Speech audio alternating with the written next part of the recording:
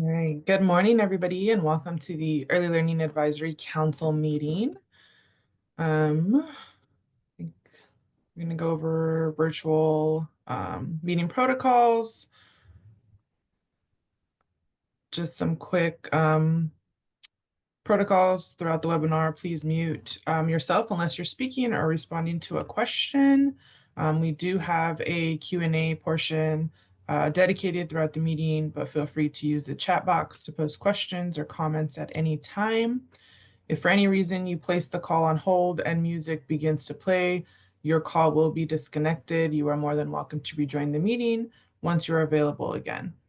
Individuals using a webcam or video option will be displayed throughout the meeting. And if you have any questions or technical difficulties, please contact us via the chat box or at the DCYF email, which is on that slide there. Also, just a quick reminder, if you can change your screen name to reflect whether you're an ELAC member, a regional advisor, or a member of the public, that would be greatly appreciated. And then also in the chat, if you can drop your name, where you're located, your role, and in honor of April Fool's Day, what's the best or funniest April Fool's prank you have ever pulled or have had pulled on you?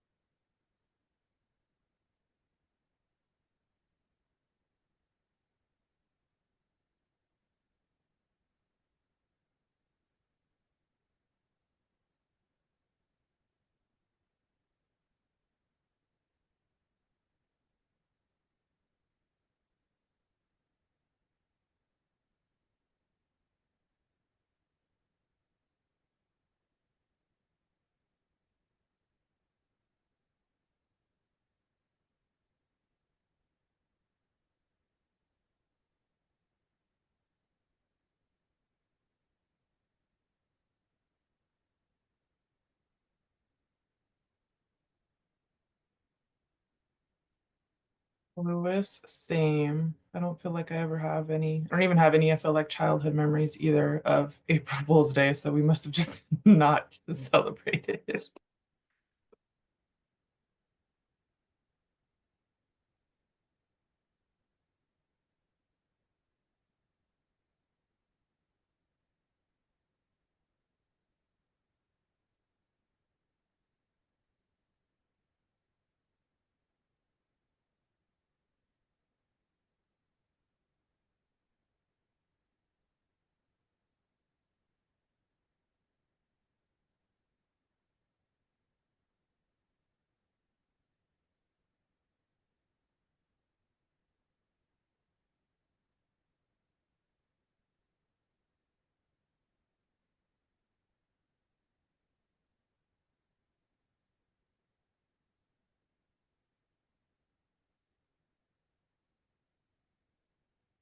Just in case you're just hopping on, we're just doing quick intros in the chat. Just drop your name, where you're located, your role, and in honor of April Fool's Day, what's the best or funniest April Fool's prank you've ever pulled or had pulled on yourself?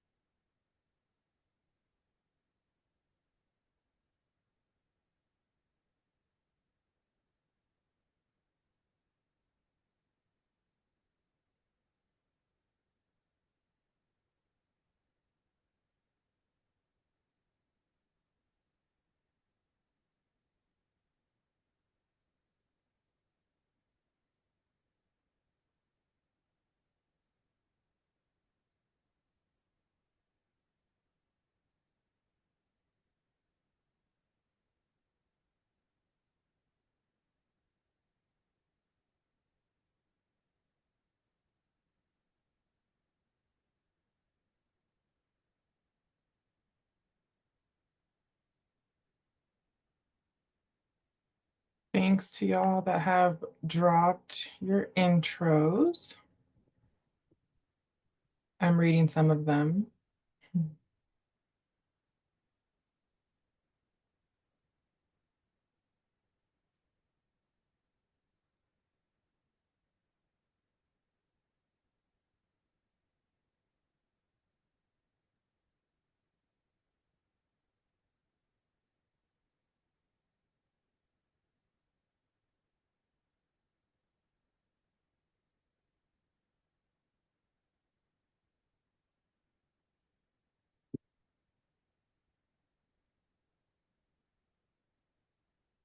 So it looks like next on our agenda, we're going to do an introduction, but I'm not seeing that person on yet.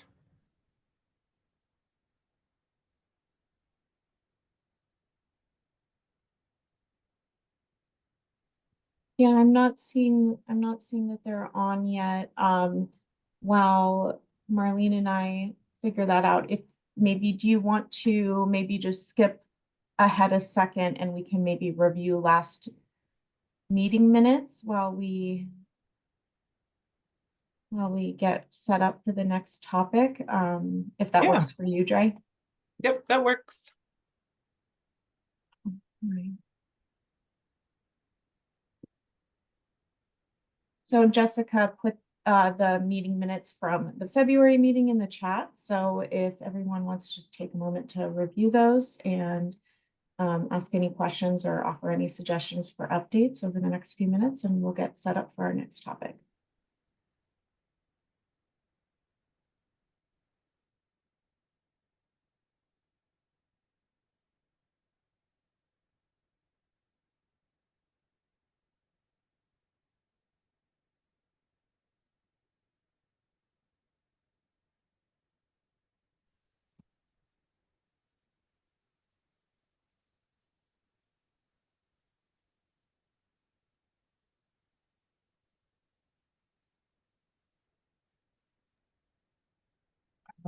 And I see that our speaker is here, so we will go back to that and then we can go from there.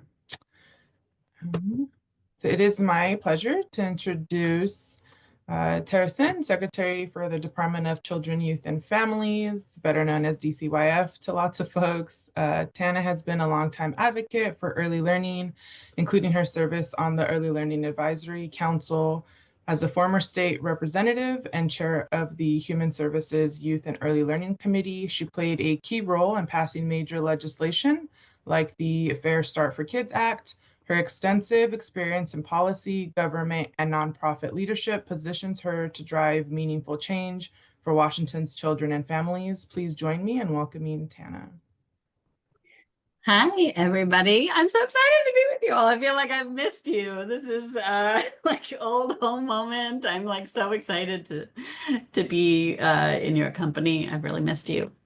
So it's very strange to be um, not in the legislature, frankly, and to not have been meeting with you on an absolutely regular basis. So I'm thrilled. I'm thrilled to be with you all. I'm super excited, obviously, that I get to work with Nicole Rose so much and Ruben. That's definitely a major plus. But again, I do miss you all. So but that doesn't mean that our work together is stopping or slowing down or any of that. And so I just, really want to reiterate that. As you know, early learning, especially childcare, has just been, and ESID has been just so, so, so, so close to my heart. And working on Fair Start for Kids and, all the dozens of bills and policies and budget investments that we have made. And so, my first couple weeks in this new job, I got the assignment to, hey, cut 6% from your agency. And it was like a total gut punch. And as you know, we have the three divisions in DCYF really, which early learning, child welfare, and juvenile justice. And you can't cut those two last things because you just have to serve those kids and young adults. So Unfortunately, a lot of our cuts came around the early learning space. Our proposed cuts came from the early learning space. But I will tell you that I feel, it's weird to say, but really grateful and kind of and very optimistic that truly the cuts that we're seeing in the budgets are cuts to growth. Right? There was lots of proposals to cut funding for the 85th percentile, market rates, blah, blah, blah. But really what seemed to come out of the budgets are sticking to 85th percent of market rate, but maybe just a delay to the 24th market rate study. So it's still like continuing the funding, still increases, just pushing it out. Most of it is eliminating unused slots and that sort of thing. So I'm hopeful. Personally, the stuff that's like the gut punches in particular are the infant mental health consultation differences, changes, and that those sorts of things really are also so near and dear to my heart. So I'm really hoping that we can save those. But again, I think our right now, and because things will change, but our slow the growth is way better than cut to early learning. And it's just also just shows the like broken nature of, budgeting overall and people's not understanding government and the funding structures of government, that when you need things like childcare or you need TANF or you need Medicaid the most because of budget or because of federal government mucking around, it's the hardest time to fund that stuff. So that's just a structural problem that is like one of the most frustrating things. Now, having said all that, I'm loving being at DCYF. I really, I'm thrilled that, we came into this having protected the capital gains tax at the ballot. It's like, phew.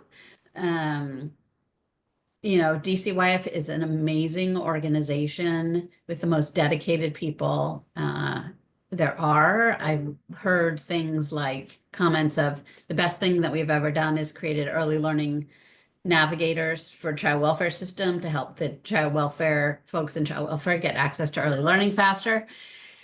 So there's just like really good synergy, really good work being done at DCYF. I will stop babbling in a minute, but I've really talked to my staff about the importance of increasing communication. And by that, I really mean things like how we communicate with childcare providers. I saw some of the emails that used to go out that were like, you could scroll down for 15 minutes and it was like, how is that a communication? Or completely being unable to find things on the website like, what it takes to qualify for your education requirements. Literally knew it was on the website, took me 10 minutes to find it. And I knew it was there for sure. And I couldn't find it, right? So that kind of communication, so external and internal. The second piece being support, like making sure that as we go out to support families, that we're supporting childcare providers, we're supporting social workers, we're supporting our JR staff, right? So those two, so communication and support. And then the third is service. And frankly, making sure that everyone's committed to public service, but if we're not also committed to customer service, then like that's just super frustrating. So what does that customer service means? It means, if people apply for their working connections childcare subsidy and they're, this closed or they forgot a document, that we help them to actually qualify and find that document and we work with them. We don't just say, sorry, you don't qualify. Or we work with our childcare providers and make sure that the licensing is smoother, that we're much more clear on which WAC it is that they're not meeting or which part of the WAC. And I understand different WACs have like, maybe 20 things per WAC. So you're not missing, you might get dinged on WAC 12, but really it was 12F. And like, let's be really clear so childcare providers can fix 12F, and is that really something that's going to deny you to get relicensed? So really working on the customer service the communication and the support. So that has been my mantra for this first year. I've been telling all our staff, I've been telling the community, and advocates and agency folks so that they know that that is where I'm really focused for this first year, because the core of what we do is amazing. And we just have to do it a little differently, a little better, a little more unified. And so that's what I'm focusing on. And I would say the other thing that definitely has come up to focus on is addressing the federal issues. And the first and foremost step that I've been trying to instill or trying to help my team with is taking a deep breath. And we can't respond immediately to every crisis. We have to take a deep breath, see what's going to be overturned in the courts, make sure we know what the impact is on us and on you, our contractors and our providers, before we, respond, respond quickly, but again, with calm, trying to bring the anxiety down on our part, internally, externally, because there's enough of that that's coming, and just communicate what we know, but also, facts and waiting. And sometimes, as we've seen, if we responded within 24 hours, by 48 hours, it was on hold. So like just trying to figure out the cadence of how we work with, quote unquote, work with the federal government. And then of course, responding to things like, if there's family separation from detention or deportation, all of that kind of stuff. So the federal response has definitely become a massive component of the job, in addition to just the great work that we do. So I will stop there and be more than happy to have a greater discussion. And again, just so glad to be among my peeps. Thank you, Secretary Sen. There is two questions in the same realm. So the first one is, if the capital gains tax continues to show higher revenues than projected, is there a chance this can be course corrected next session, even if it isn't a biennium budget?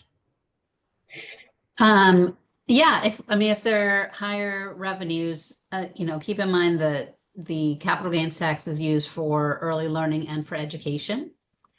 K-12 education. So there's a lot of pressure right now to increase funds for K-12, especially around special education and other things. So my guess is that if there was additional money, it would go to K-12 education. But honestly, like the capital gains tax is like 500 million, 400, 500 million, even if it got up to 600 million, it sounds weird, but like $100 million is not going to dramatically change major policies going forward, in part because it's hard to, if it's just 1 year that the money comes in and you want to do like an increase or an expansion, you can't guarantee for the next year. So really, when we go above and beyond on the capital gains tax, when we get additional revenue, it more impacts positively the early learning facilities fund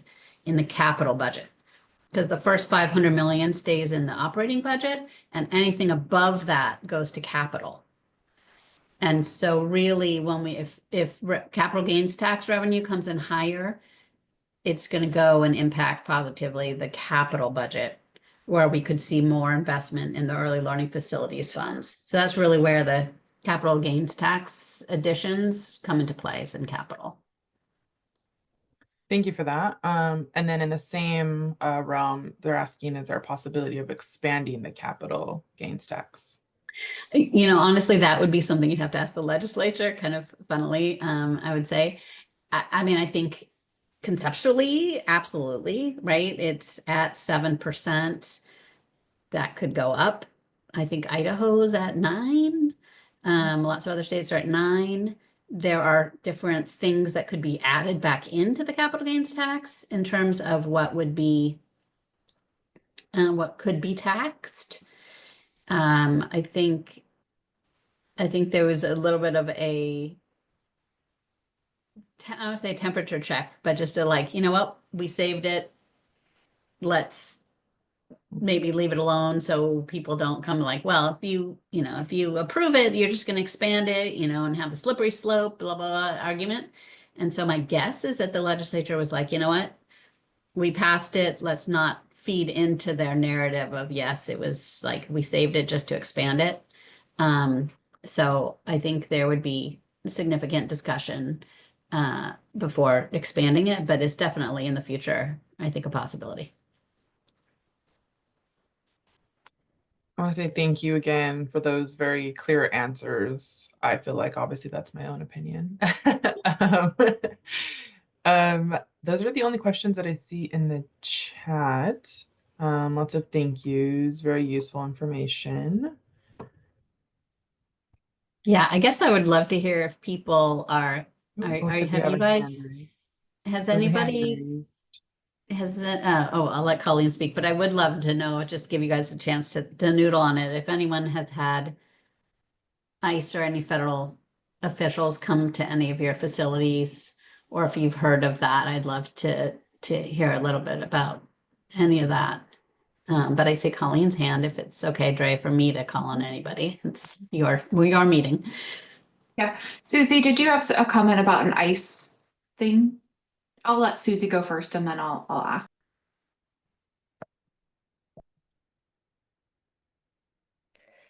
My comment about ICE is that we are preparing all of our schools and all of our early learning programs to understand what their rights are, to know how to protect the kids and to not allow separation. So we're doing the best we can with that. And I think that the reality is that, we have a lot of parents that are nervous about it. So the best we can do is to make sure that everybody understands to slow everything down, to not invite people into the school or the program if they don't have the proper, and to call your lawyer immediately. But I appreciate the question, and we're very nervous.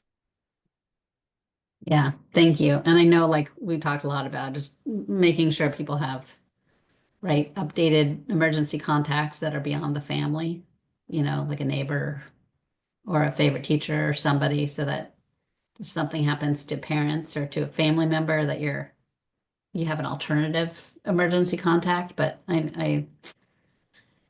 it's so, I mean, just the fear and the anxiety that all of this is causing, and just for, And the you know, reality of it. yeah. Well, yes, and the reality, indeed. Thank you for that clarity. Yes, the reality, and yeah, it's terrible. Secretary said, I think others are raising their hand on the same topic, so I'll defer my question to some other time. But I did just want to add a piece and uplift that Washington Child Care Centers Association is contracting with an immigration attorney currently to host a webinar specific for child care centers and how they can go about handling this, different policies and things like that that they should be reviewing. And then also, offering a discounted rate to access immigration attorney services. We don't have a date and everything set for that yet, but I'll be certain to communicate that with the department when we know. It will be open to the public, so it won't be a members only meeting. We wanted to make sure that information gets out to the whole community. And then I'll defer to others who have been raising their hands, I think, on the same topic. Thank you, Colleen. That's amazing to know about. Thank you for doing that. Wow, that's really great.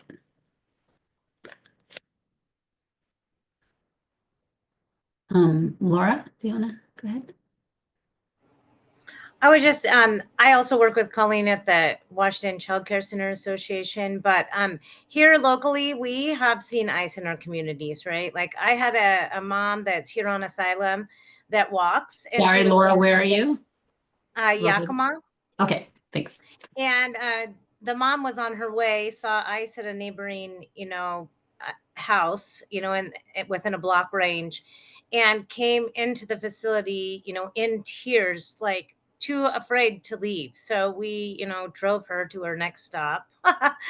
And we have been consulting with some some free legal advice here and giving out red cards to parents and really advocating and educating them. But my concern, is like, what do we do if children are separated from their parents? So I had even connected with licensing, CPS, like trying to figure out like what steps do we take, right, to make sure that these kids get, you know, trauma informed services if they face separation, like those kind of, you know, services to wrap around, you know, the children and families are going to be really important to have in place. So that's my 2 cents. Thank you. Yes, absolutely. Thank you, Laura. And I mean, I just, you know, I love our community wanting to respond positively and supporting these parents and families. So that just, you know, thank you for all of that. I mean, obviously you know, calling their emergency contacts and making sure the young people have a place to go is is the immediate response. And then if that doesn't happen, right, you can call, you have to call law enforcement or CPS, right? And then we can try and connect. And really what DCF will do is trying to help find kin, right? Will be the first step. But I think what you're talking about too is the long-term, you know, how do we get the trauma services? How do we make sure people are connected with consulates so parents can find the kids can find the parents, and all of that. And we're as a family separation response task force that the governor has put in place with DCYF heading that up. We are trying to come up with very clear, like the FAQs of like, what do you do if, and, you know, have that spelled out, and where are the, you know, the points that we can help, you know, punch in, and where, you know, what are those next steps and what are those frequently asked questions. And so that is definitely, something that we are focused on, and trying to get some helpful clarity around that for folks. But thank you for sharing that, Laura. Yeah. Hi, B. Hi, so I'm in Kim Pearson. I have not heard from ICE being in programs here yet. However, I did hear from a coach in the central region that there was ICE in a park near a program, and that was scaring the children and families. In addition to obviously updating cards to make sure that contact information, programs are also going through child files to make sure that there's not anything that might inadvertently reveal statuses. And the chilling effect is very real. Where we are, which is a lot of family child cares, if someone either disenrolls or just stops coming, that's, you know, for family child care, if it's 3 siblings, for instance, in one family, that could be all their revenue. And so that's, the effects are real. Yeah. Yeah. Thanks, B. Yeah, absolutely. And you know, supporting families, the fear, you know, all of that is real. And just from a DCYF point of view, and B, what you mentioned going through the files, you know, really just emphasizing confidentiality, right? And then keep Washington working. There's no need, there's no requirement. And in fact, we would ask you not to, you know, work with ICE unless they have a signed official warrant from a judge, right? And there's, but you know, the good news is I don't think they're trying to remove children. I think they're trying to remove adults. But again, like if you have a family provider or, you know, a staff member, but again, you know, this is what used to happen, and there's tomorrow. And frankly, there's always today. I think Nicole had, you know, there were some, you know, some federal impacts that, you know, just happen daily, that we learn about. So, but I also want to make sure, like, you know, that was my interest in hearing from you guys about immigration. So I appreciate it. And I don't want that to stifle any other conversations about early learning or vision or next steps. But I just wanted to. Yes. Thank you, Secretary Sen, for your time. We really appreciate it. We want to be mindful of your time as well. We went a little over, but really appreciate you being here. Absolutely. And there are lots of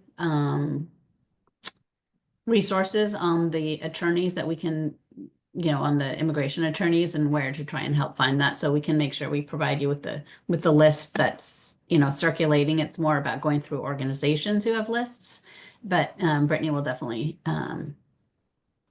yeah, we'll definitely make sure you have what we know. We'll share with you too. Yeah. Thank you again. Thanks so much, you guys. Great to see you. And I will pass it over to Hannah. Just want to say I really appreciate Secretary Sen for bringing forth taking deep breaths in this time of heightened anxiety. It's a great reminder for all of us and for us to remind our families as well. So moving into this next section, I want to give a quick reminder about during this presentation, making sure that you're typing your questions into the chat.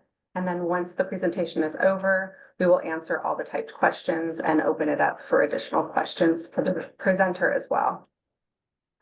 I would like to introduce to you the Assistant Secretary of Early Learning, Nicole Rose, and Government Affairs Policy Advisor, Courtney Parker, who are going to be providing an update on early learning legislation, including the key policy developments, budget constraints, and potential impacts on early learning programs. Welcome. Hi everyone, thank you Hannah for that introduction. My name is Courtney, like Hannah said. I'm a policy advisor within the Government Affairs team here at DCYF. Happy to be here today with our Assistant Secretary of Early Learning, Nicole Rose, like Hannah said, to provide an update on where we are at in the legislative session. Also to provide an update on the bills that we are tracking and a summary of what we are seeing in the 2025 to 2027 biennial budget as proposed by the legislature.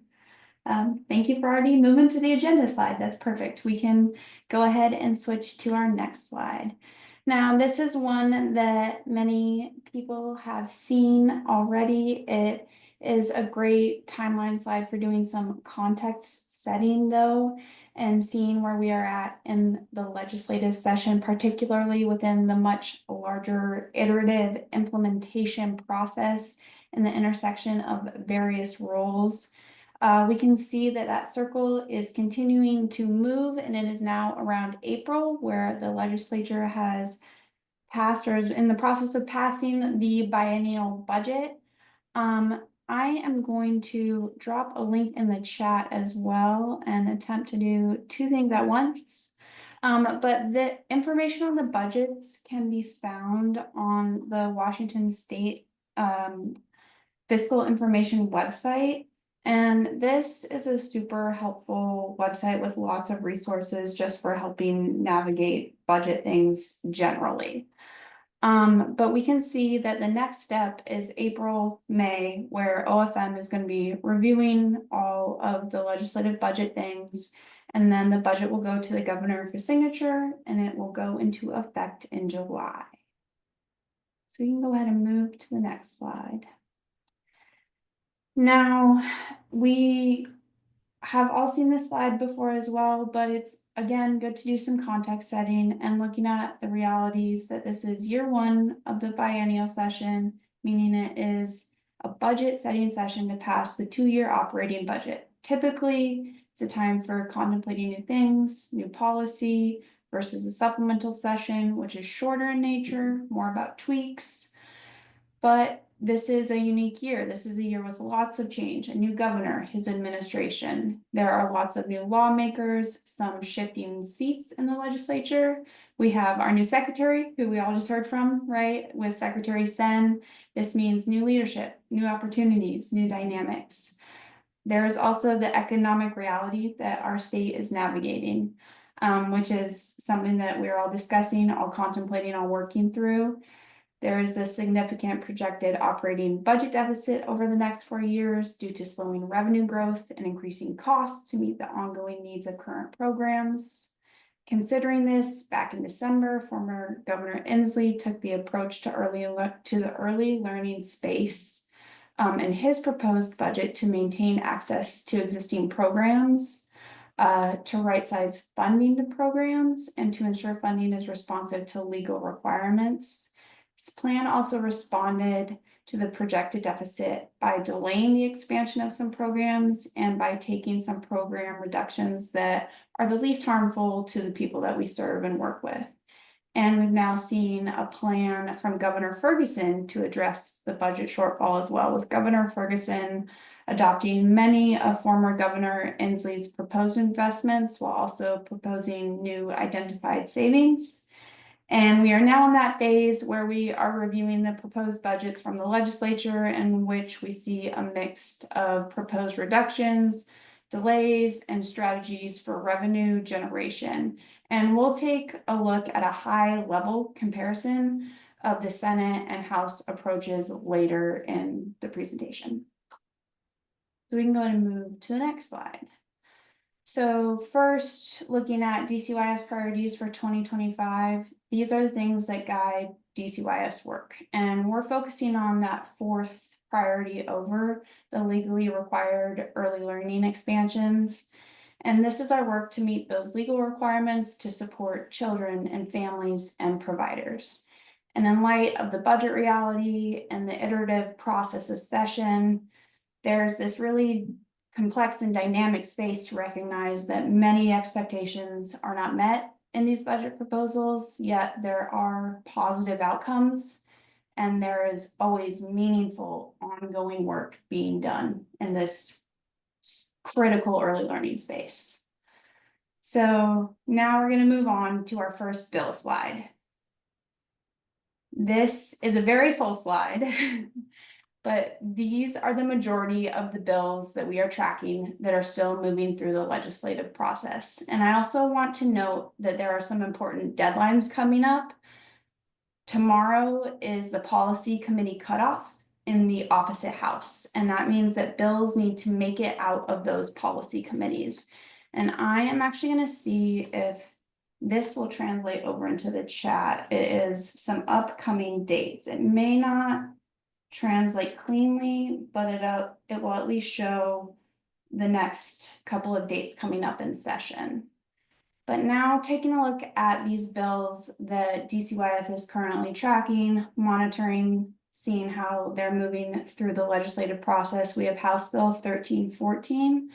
This makes changes to the Early Learning Facilities Grant and Loan Program and it provides further clarity and the continuation of this program for planning, renovation, purchase, and construction of early learning facilities and classrooms. Next, we have House Bill 1351, and this helps to streamline some ECAP processes by allowing a child who turns 3 after August 31st of the school year to enroll in ECAP, and this is subject to available space and funding. And this would be when the child otherwise meets the definition of eligible child. So this helps provide clarity. Next, we have House Bill 1489. This was by request of OFM, and we see in its current version as part of the House's proposed budget. It does a couple of things, and the main points are that it adjusts ECAP eligibility and delays entitlement. It also adjusts income eligibility and implementation dates for the Working Connections Childcare Program. Our next bill is House Bill 1648, and this one does a couple of things with the intention of supporting providers in meeting their staff qualification requirements. So it delays the deadline to August 1st, 2030 for providers to meet certain staff qualifications through different pathways. It also adjusts the length of experience-based competency in that demonstration, and it convenes a provider-led work group to identify strategies to improve staff qualifications and processes and requirements. Next, looking at Senate Bill 5030, this removes some financial barriers by waiving fees for accessing vital records for parents and guardians who will meet certain criteria. And it also allows for the acceptance of alternative documents to show a child's age or date of birth for enrollment in ECAP.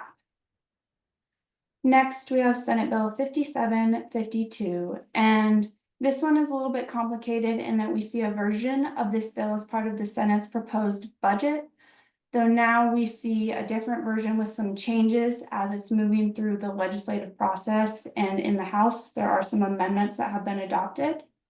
And in its current form in the House, it delays ECAP entitlement and makes early ECAP subject to appropriations. It adjusts implementation dates and income eligibility for working connections. It repeals some certain expanded working connections eligibility categories.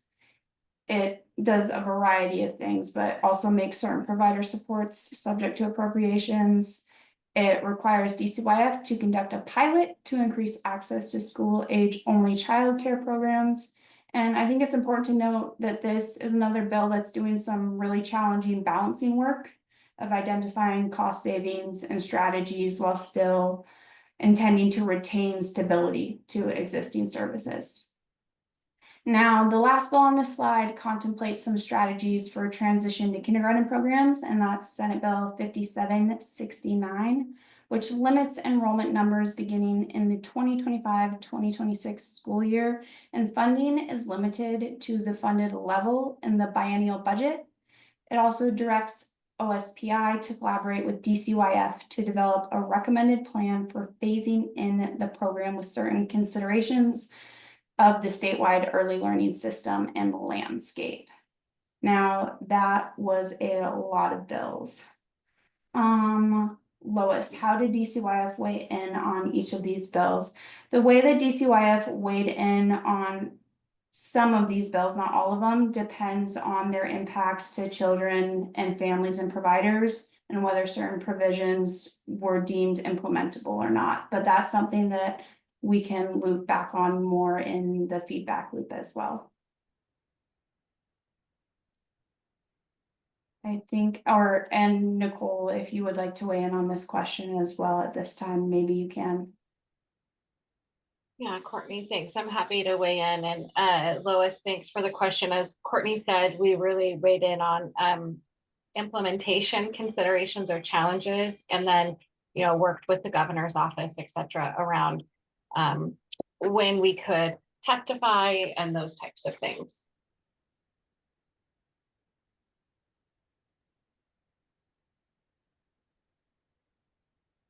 Thank you, Nicole. Follow-up question, please.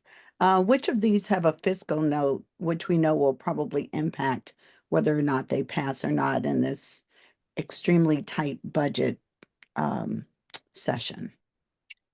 Yeah, I'm just doing a quick look through these, and Courtney can help me here. On the policy level ones, I'm going to leave the grant early learning facilities grant and loan program one to the side. There were fiscal notes around vital records access, and then the modifying childcare and early childhood development programs. There's a fiscal note that both looks at savings and what it would take us to implement or make changes to the barcode eligibility system.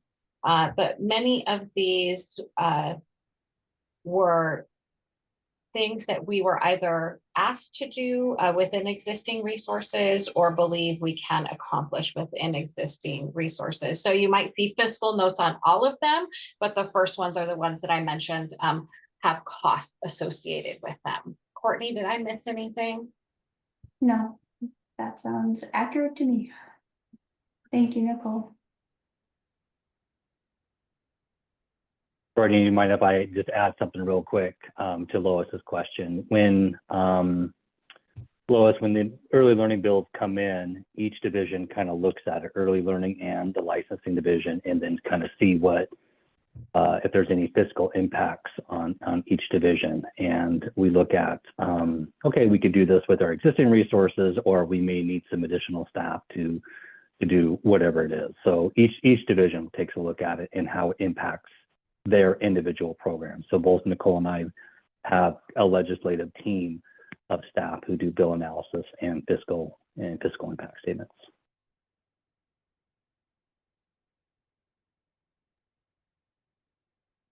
Thank you, Nicole. Thank you, Ruben.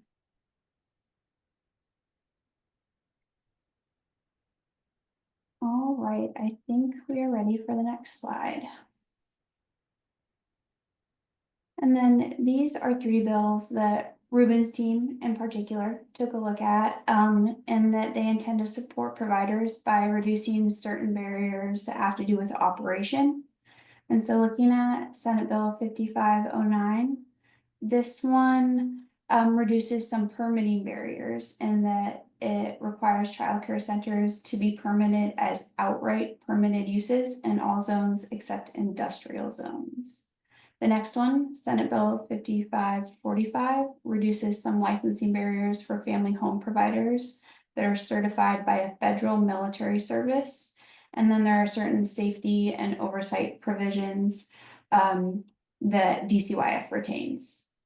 Then there's Senate Bill 5655, which provides clarity for calculating occupancy loads for childcare centers in existing buildings. So these are, again, 3 bills that have to do with reducing some barriers with operation. Nicole, Ruben, do you want to add anything on these 3?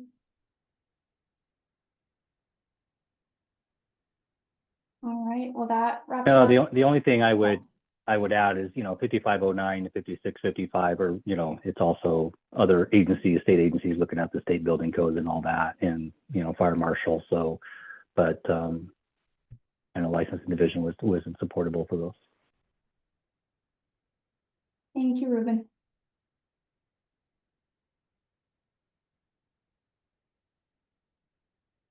All right, well, that wraps up the bills that we are tracking here at DCYF. Thanks, Courtney. So we're gonna move on to talking a little bit about the biennial legislative budget proposals. And so we're gonna walk through many different items here, and I'm just gonna go line by line and talk about what we saw both in the Senate proposed and House proposed budgets. So this first slide here is really all about our early childhood education and assistance program, and ECLIPSE, which is our early childhood intervention and prevention services. And what you're seeing in this first slide is really a recognition of a rate increase to support our school day slots in ECAP. The Senate and the House take slightly different routes to get to the same outcome. The Senate does a 10% rate increase for school day slots in fiscal year 26, and the House does a 5% rate increase for school day in fiscal year 26, and then an additional 5% increase in fiscal year 27.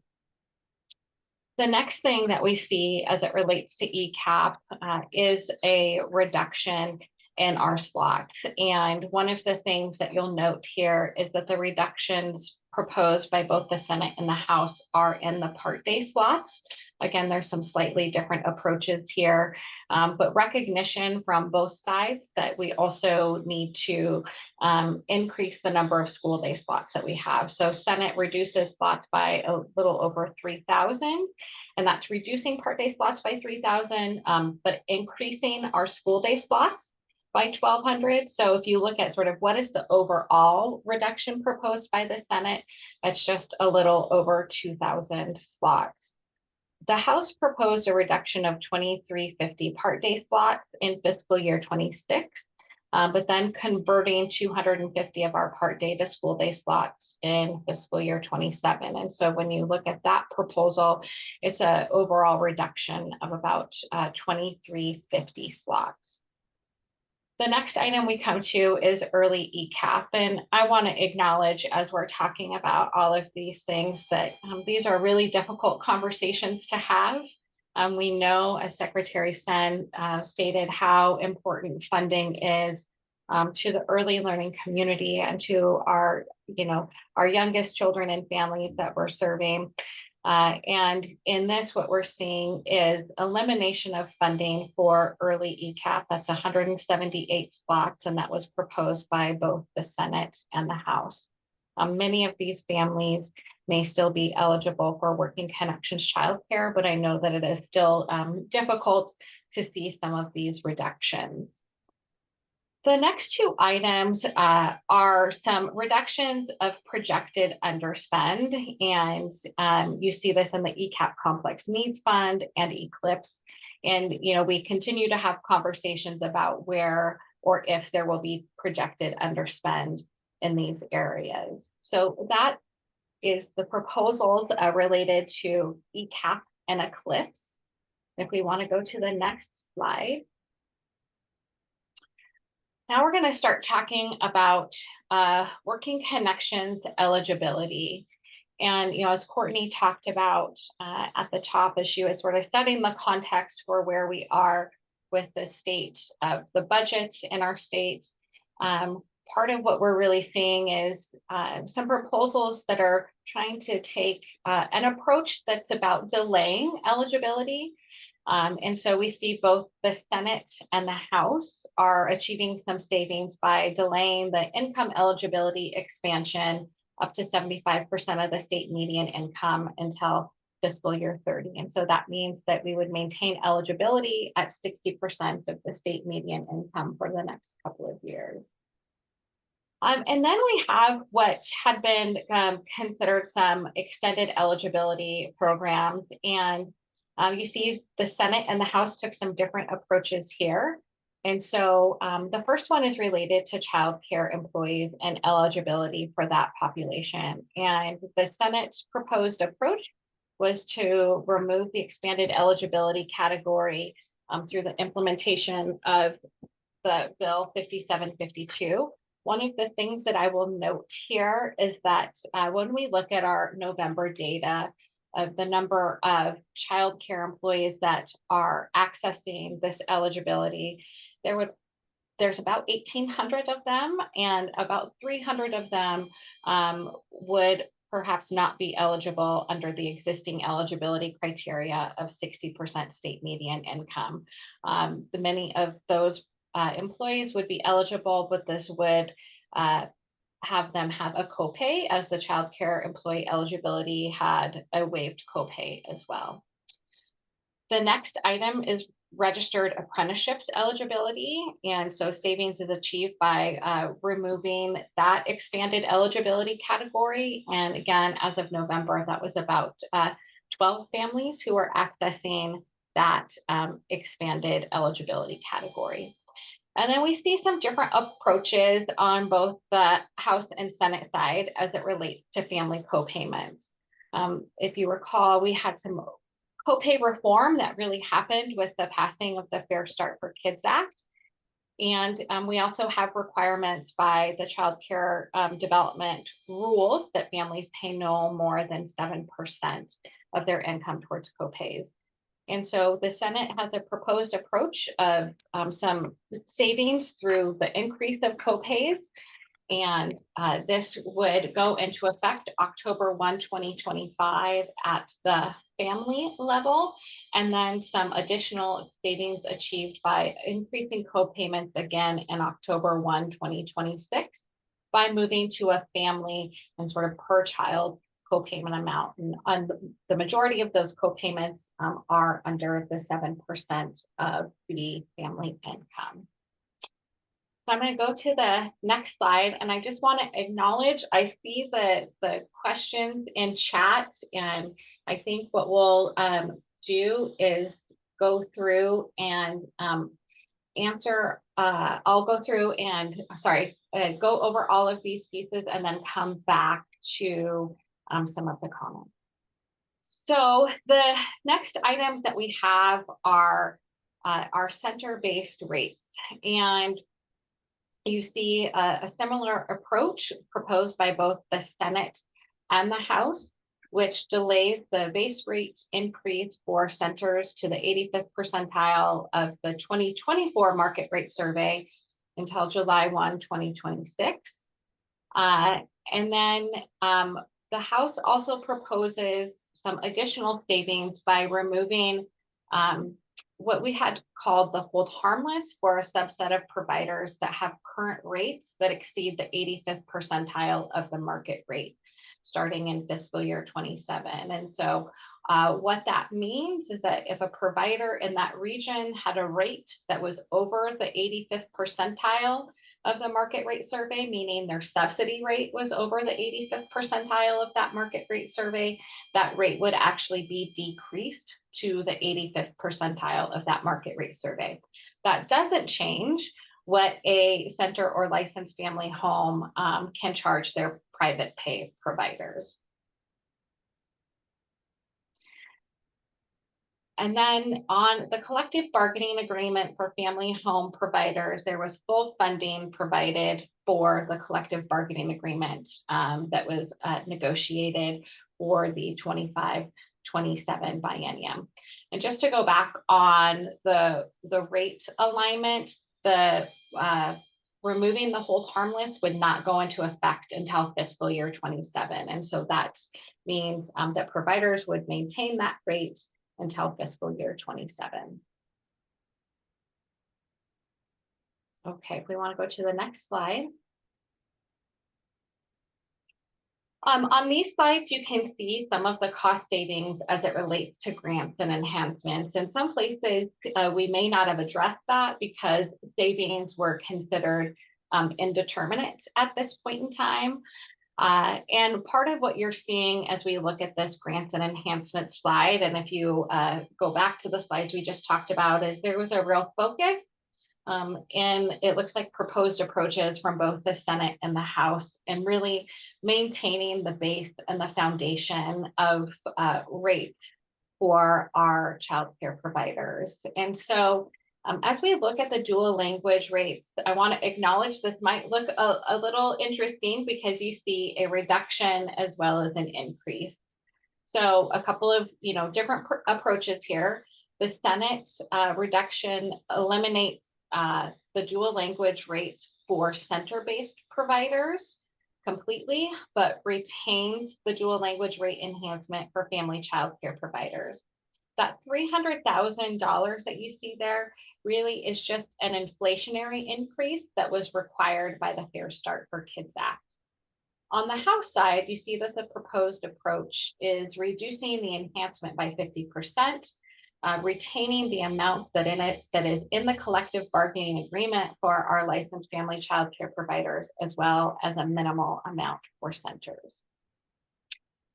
When we move to trauma-informed care, you see the same approach proposed by the Senate, where there's a $4.9 million reduction around eliminating the enhancement for center-based providers and retaining the amount for licensed family child care providers.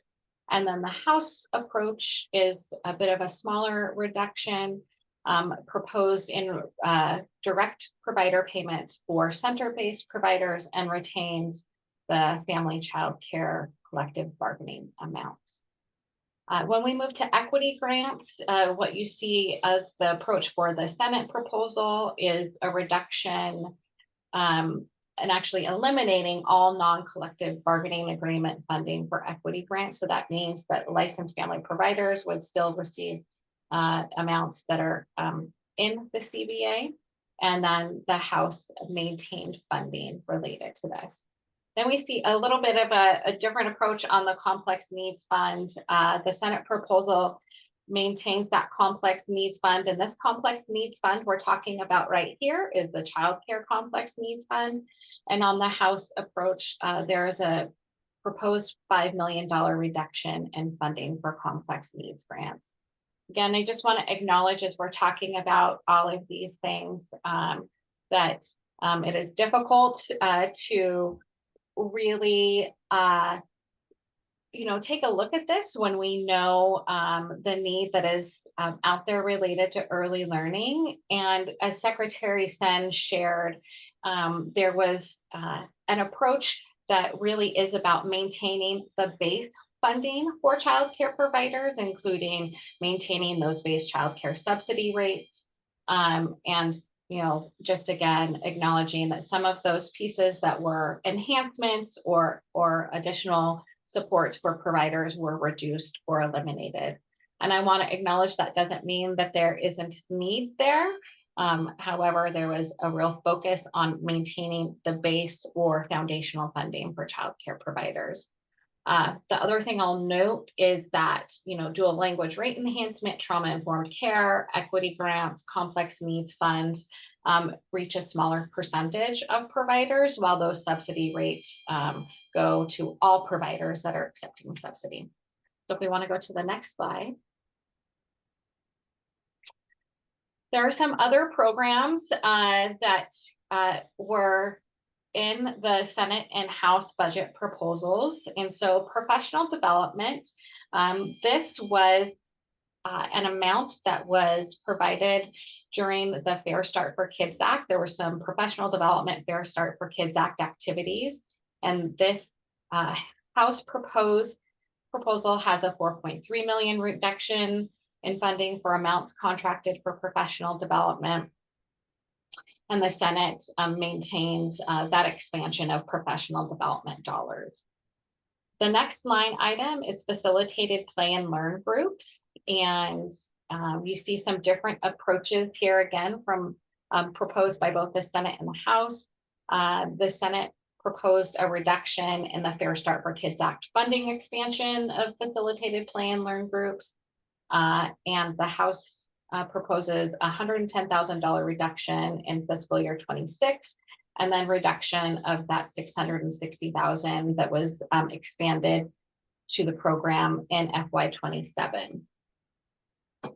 Coordinated recruitment and enrollment was something that was funded out of the transition to kindergarten work that happened a couple of years ago, and really was meant to have a way to bring folks together across the community and really think about how do we help children and families get to the program that best meets their needs, whether that's childcare, state-funded pre-K, or transition to kindergarten. The Senate proposal has this continued to be funded, while the House proposal removes all funding related to transition to kindergarten, coordinated recruitment and enrollment.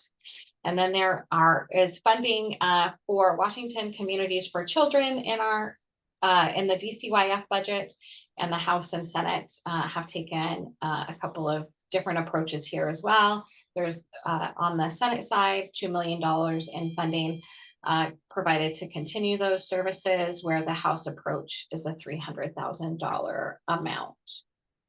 I think we probably have one or two more slides, so we'll go to the next one. So I think this is the end of our operating budget, and then we'll probably talk a little bit about capital. And I'm going to ask Ruben to weigh in here too on some of the early learning facilities, technical assistance, and ELF pieces. So on this slide, what you are seeing is the infant and early childhood mental health consultation work that is happening both through Child Care Aware and some tribal specific mental health consultation. And the proposal from the Senate is to do a reduction back down to sort of pre-Fair Start for Kids Act funding. So it's a reduction of $6.4 million. And the House proposal is to leave the program whole. And then you see a different approach to tribal mental health. On the House side, you see a $320,000 reduction in funding to the program. And then, Ruben, do you want to talk a little bit about the early learning facilities technical assistance from the operating budget side? Yeah, and this one's, unfortunately, the House has a reduction in this for years. We have, in partnership with Commerce, been able to offer technical assistance for those grant recipients for the early learning facilities. So a little bit of concern that this funding is, will not continue on July 1st, but we'll kind of have to wait and see in this next couple of weeks or this next month.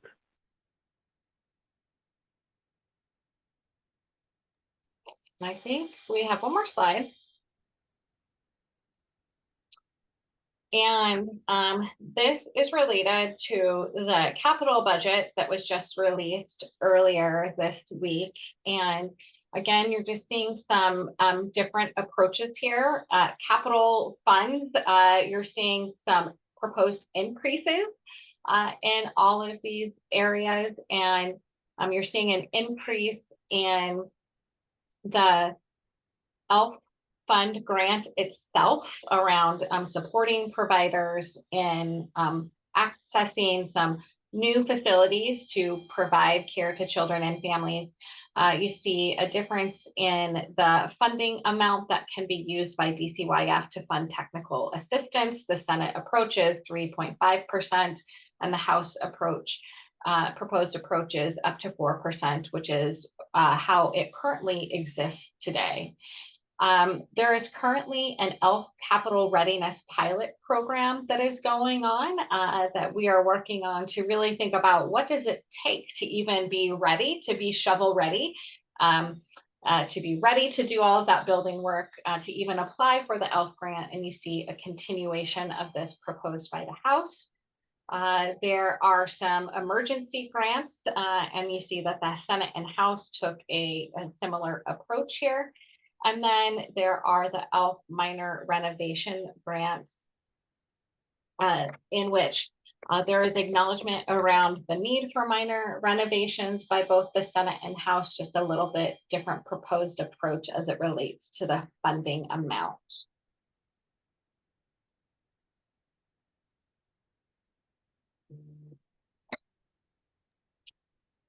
Thank Okay. you. Yeah. Thank you so much, Nicole and Ruben, for moving through the really complex comparison of the work that the Senate and the House is doing right now. There is a lot of information on the DCYF Government Affairs webpage, including slides and former webinars and that type of information. DCYF is also going to be having a mid-legislative session budget webinar this Thursday from 3 to 4 p.m. And I'm going to put a link to that in the chat as well. And that will be hosted by our director of what's her title? For the Office of Public Affairs, Director for the Office of Public Affairs, Allison Kretzinger. And Renee Newkirk, who is our Chief Financial Officer. And so that will also provide more information on the legislative budgets. And I highly recommend joining us for that. If you cannot attend, those slides and a recording of that webinar will be posted on the Government Affairs webpage as well. And then one last thing, I think Nicole and Ruben, really worked through some complicated budget issues, and DCYF is working on a communications plan to ensure that we're identifying those impacts to families and children and providers and our partners, so that when things are passed into law, we are ready to communicate those impacts and that support out, and that is across those divisions, across the licensing division, across the early learning division, with our budget team. So please keep an eye out for that communications plan. Nicole, Ruben, do you want to add anything to that piece? Okay, we're working on doing some mapping. What audiences do we need to communicate with? I want to recognize that these proposals, while still an overall increase to the early learning budget, there are reductions as well. And that means not only for our providers, but for our contracted staff and partners. And so we are having those conversations and recognize that there are a variety of potential impacts. So just want to acknowledge that.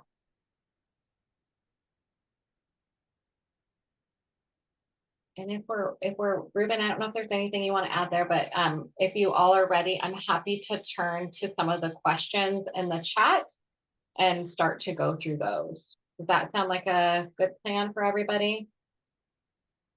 Okay. So again, I just want to acknowledge the challenge of the situation that we're in and express our gratitude for the continued work that providers are doing every day to serve children and families. And as Secretary Sen said at the beginning, it is challenging when we're faced with a potential deficit that we are, and really looking across the services of the agency and recognizing that reductions really couldn't be proposed in the child welfare and juvenile rehabilitation space. And so, as I think you see in some of the proposals that there's continued support for providers to meet foundational licensing standards and the quality requirements. There was, I think, a thoughtful review around where was there potentially underspend within specific state funding, including the Education Legacy Trust account. There was, I think, an eye towards really maintaining the foundation or base of the early learning system, including rates, continuing to support access of those families that are currently eligible, and affordability, and some of the quality work. So I know that doesn't always make any of that easier to hear, but wanted to share some of those pieces with you. And so I see one of the questions here really is about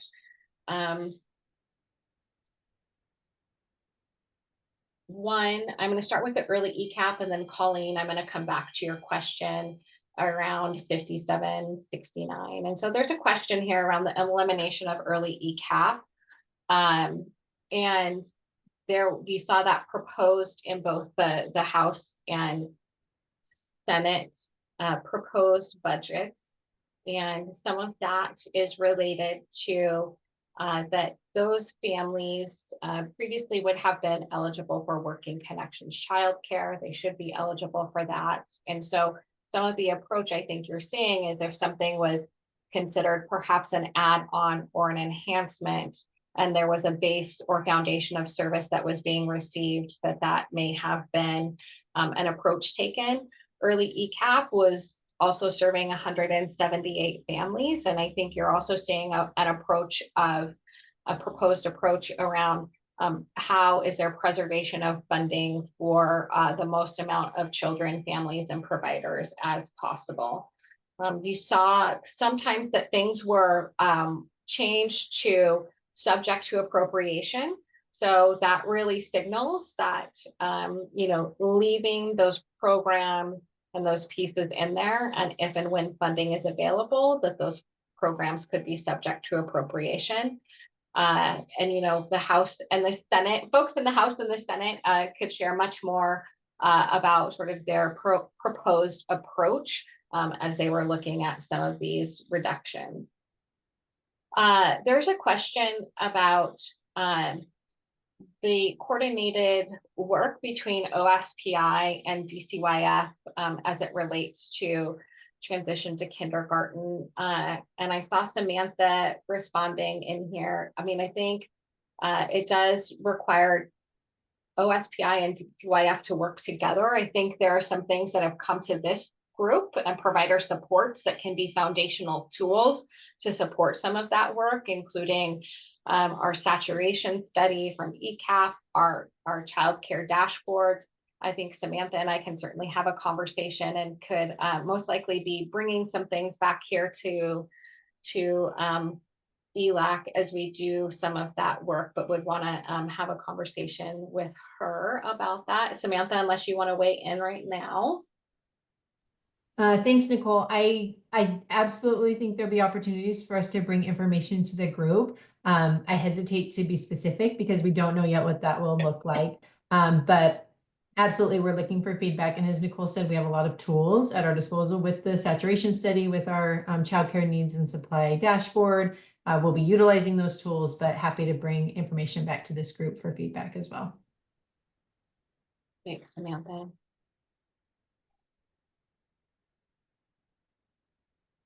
Okay, I'm just scrolling through the chat to make sure I've captured items.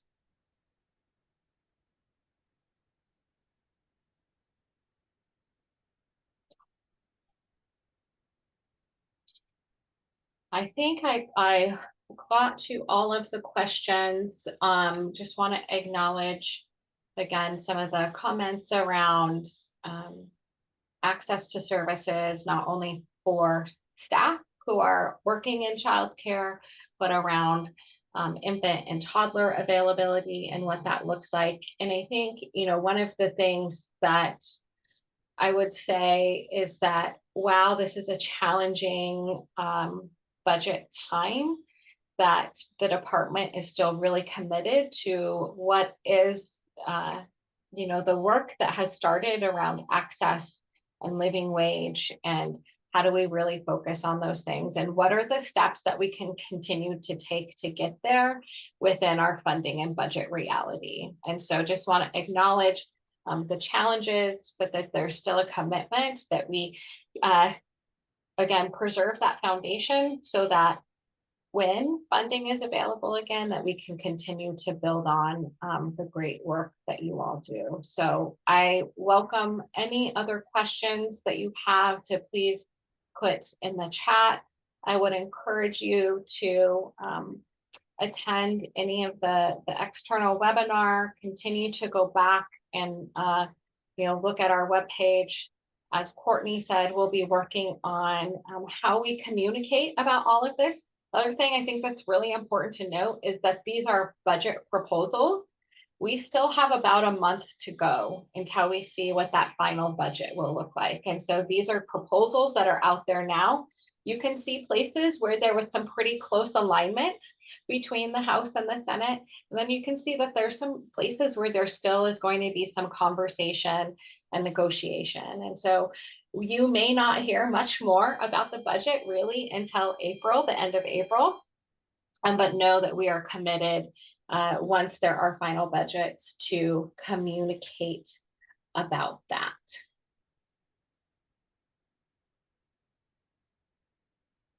And then right now, Lois, in early ECAP, I just looked, there's about 167 out of the 178 that are enrolled in early ECAP.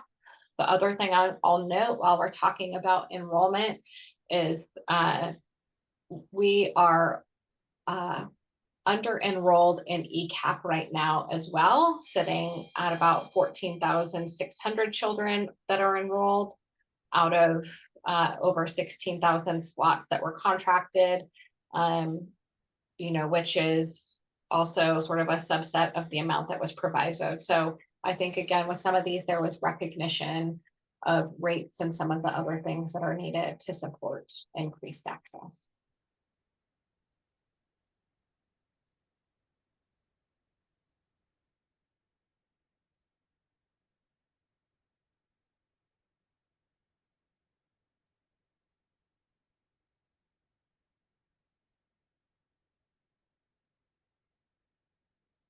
Yeah, and Astrid, I see your comment about children with special health care needs, behavioral challenges, or other disabilities really struggling to find childcare that meets their family needs. And, you know, how can we ensure that supports for these families continue or expand? So one, I want to note that for families that are receiving Working Connections childcare, they are able to access and apply for the special needs rate. And I know that we've had many conversations here about the special needs rate and continuing to support access through that pathway. And the other piece that we have related to supporting providers who are supporting families really is the Complex Needs Fund at this point in time.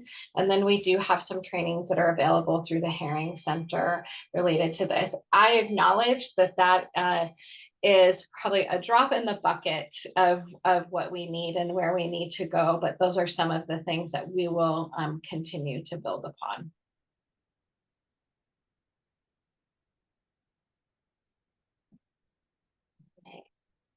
Well, I want to thank you all for your time and sitting with us through a bit of a difficult conversation and really appreciate the questions. And as I said, feel free to put any more in the chat. I will be with you for the rest of the day. I encourage you to look at the webinars and then be on the outlook for communication from us. And we're trying to find the just right amount of communication. So just know, again, that some of the pieces about budget and the legislative session might not occur until the end of April, beginning of May. Ruben, I realize I just want to give you a moment if there's anything you want to add to this. No, I think you captured all, Nicole. I appreciate it. And an overview of kind of where we're at, which is a little bit different than previous sessions, right? So, but I don't have anything to add. Thanks, Nicole. Great. Thank you all again for the tremendous work that you do.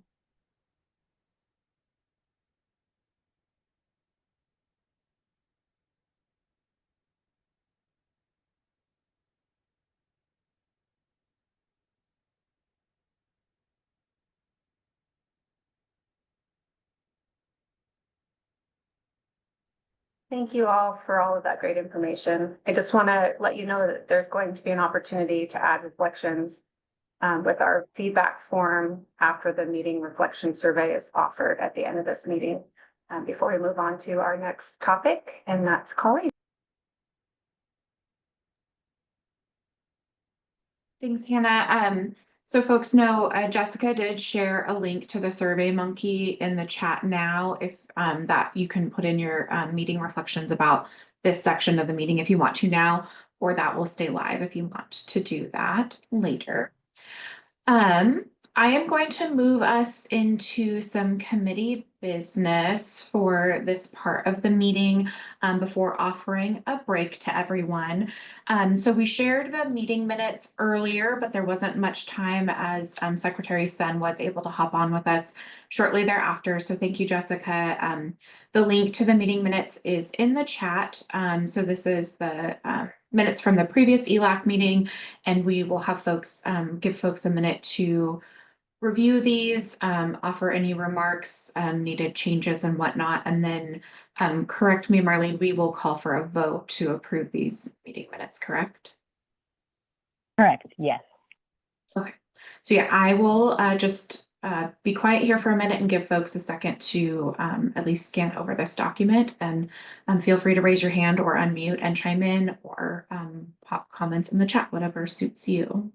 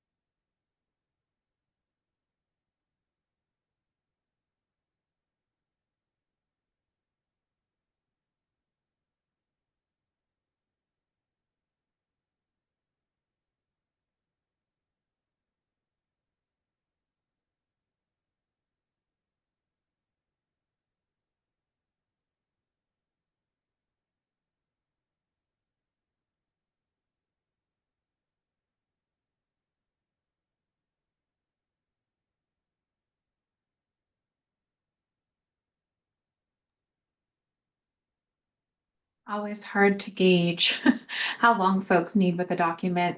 So just want to give a last call if anybody wants to unmute and share anything. Otherwise, we will move to a vote.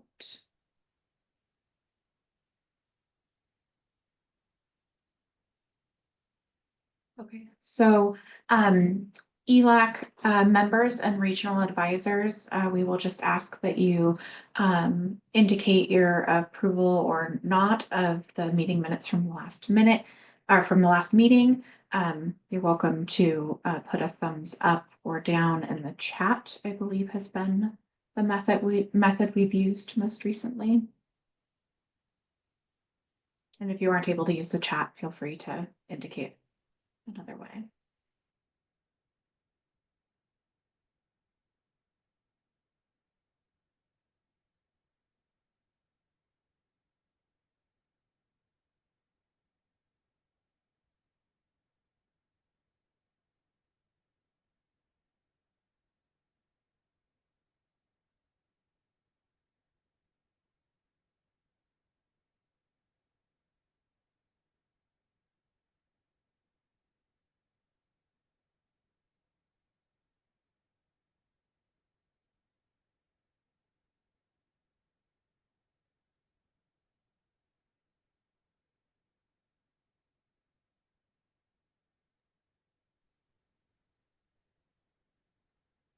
You can't see everybody on screen, so I'm not sure that we've captured all of the votes, but I'll let CE team track that from the chat or otherwise. Next, I would like to bring us to the state agency and partner as well as regional coalition updates. I believe we have a link to that document to share as well. And if anyone is on from any of the regional coalitions and would like to unmute and give their update, you're welcome to do that, as well as any of the state agency or partners. Always welcome to unmute and share those instead.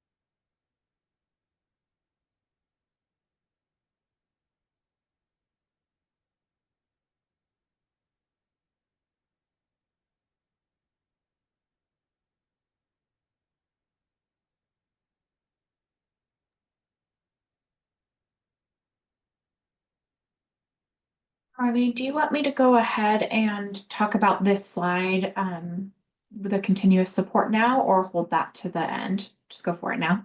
Okay. Yeah, I was going to say it's in the agency updates, but we brought it up. And it just has to do, it's just another additional resource to Astrid's question around, how it's really hard for families of children with special needs to find care. So this is a plus, and I just want to address that this is an additional resource besides the DCYF one. So Colleen, I'll pass it to you, and maybe you can expand on what this means for providers. Yeah, absolutely. Being a provider and having my degree in early childhood special ed, this has actually been one of the biggest pet peeves or issues, barriers that we have dealt with as childcare providers. Prior to January of this year, children were able to access services in an environment like their childcare center or their home, where a speech and language pathologist would come to the child, do their speech therapy, or maybe it's a physical therapist, occupational therapist, so on and so forth. But all those types of folks. And then at age 3, they were no longer able to bill for kind of that the transportation, so being able to go to the child and serve them where they were at. And so we saw a lot of children who would lose services at age 3 just due to all of the barriers. You know, families couldn't leave work to pick up the child from childcare, to drive them to an appointment, to bring them back, so on and so forth. And then the children were kind of having to qualify through things through their local school district. And so if children didn't have, you know, significant delays or didn't have delays in more than one area, it was often hard for them to get, you know, more robust services in the school district. And so it was kind of on the parents and the families to access these things just through insurance. Actually, kudos to Secretary Sen, because she is the one, when she was still one of our representatives, who moved this forward. So I had a conversation with her in June and had kind of explained what was going on here. And she just, you know, kind of dug into the weeds on it and got the rule updated. So as of January of 2025, now those therapists are able to continue to provide those services to children where the children are already at until the age of 6. I do want to just name that as a provider, most therapists aren't aware of this yet. So we still have kids getting, you know, kind of termed out of services. I think that we are going to see a period of time where all of these entities, you know, small businesses and whatnot that are providing these services have got to be able to kind of change to this. You know, it's just been their norm to kind of cycle kids out of their services at age 3 due to all those barriers that are coming up. So I do think that it's going to take some time for everybody to recognize this rule change and to start utilizing it, and just wanted to communicate it in this space so that we can make sure that, you know, especially providers and whatnot, are able to start communicating with families about this and making sure that our therapists are aware of this rule change as well. So.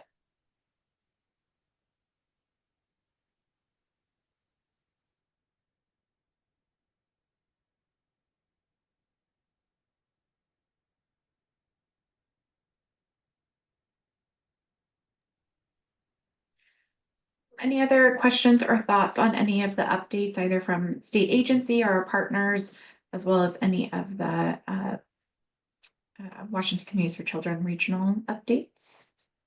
Or anybody who wants to share anything special from those, if they're on?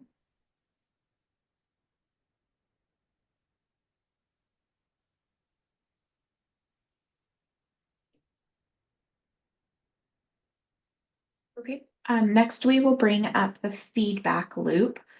So for folks who are not familiar, the feedback loop is a living document that we bring forward at ELAC meetings. Folks may have seen it being referenced in the chat during the other presentations. As you can imagine, these meetings can get really long and there can be lots of follow-up that is needed, questions that aren't able to be fully answered, or simply we don't have time to get to as things are going on. So this feedback loop will continue to exist and has responses from things that have happened in previous meetings, mostly from the February 4th ELAC meeting. And if there's any other updates that have come since then. So definitely a great resource to dig into and see responses to questions that either didn't get fully answered or weren't answered during the last meeting. So again, I will give some time for folks to review this. And I think we could take clarifying questions, or if you had a question in here that wasn't answered fully or any follow-up from that, you can either unmute or add that in the chat and we can add those things into the feedback loop for next go round.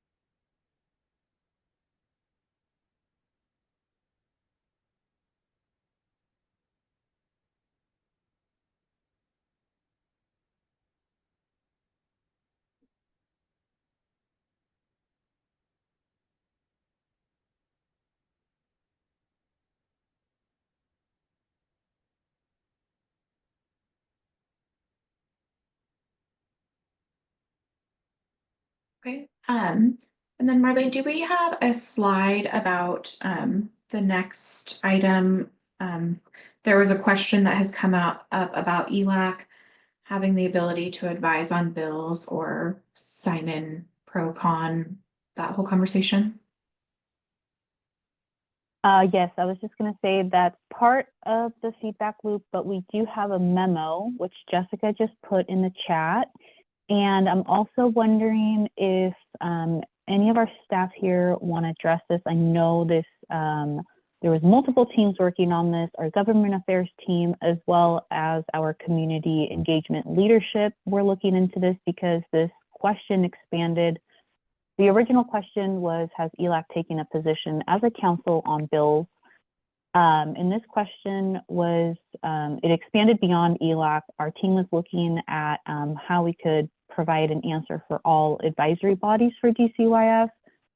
So in the chat, you'll see the memo from our interim leadership here at the community engagement team. And I'm wondering if Emily Morgan is here. I don't think she's here, or if someone from government affairs would like to step in and maybe address this, or yeah, or if there's any questions on this. I am here. This is Emily Morgan. I am here via phone if you can hear me. Hello.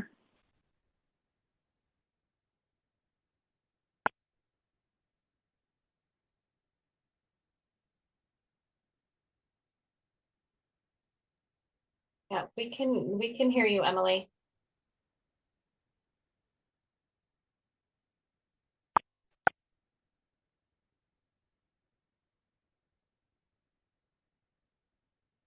Oh, yes, sorry. I was just saying I'm here to answer any questions if there are any about that piece.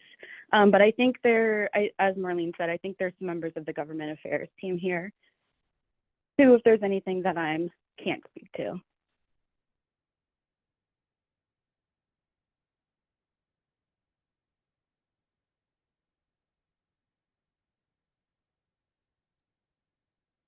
Yeah, Marlene, I'm happy to talk about this question. Are people able to open up that memo and take a look at it as well? Just, I'm a visual person, so I can talk through it. People can have it up as well. But this one, oh, and I see something from Debbie.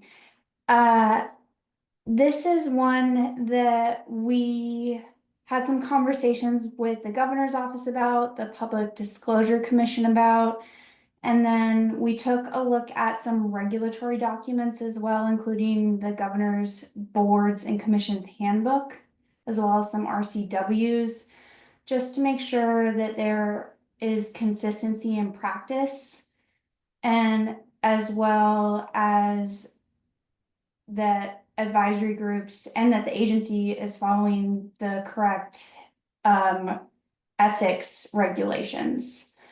And what we found that many advisory groups are directed to advise DCYF and provide recommendations, and that when it comes to providing testimony in the capacity that was asked about, this crosses into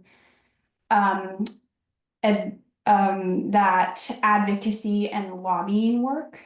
And there was also the issue that it would require consensus within ELAC as a body to provide testimony, and that would require public time to be able to do that.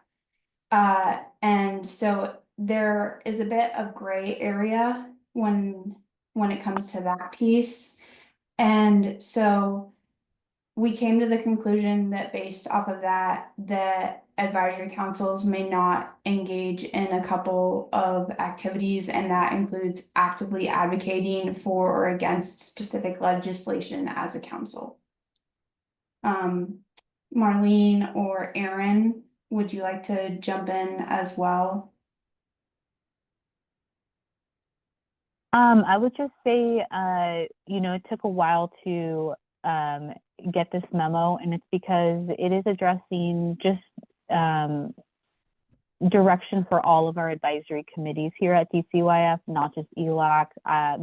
This morning is the first time I read it. So what we're going to do is actually send it out to the whole group. I was hoping we could have an answer and send it, answer that question prior to this meeting, but unfortunately it was a much bigger question than just beyond ELAC that touched beyond ELAC. So we will be sending this out. This memo is really great. It does provide an overview of what you can do in advocacy as a personal capacity, also as part of a body of an advisory body, like through ELAC, as part of a state agency. So we will send this out, and if there's any questions, feel free to reach out. But yeah, that's all I would have to say for now.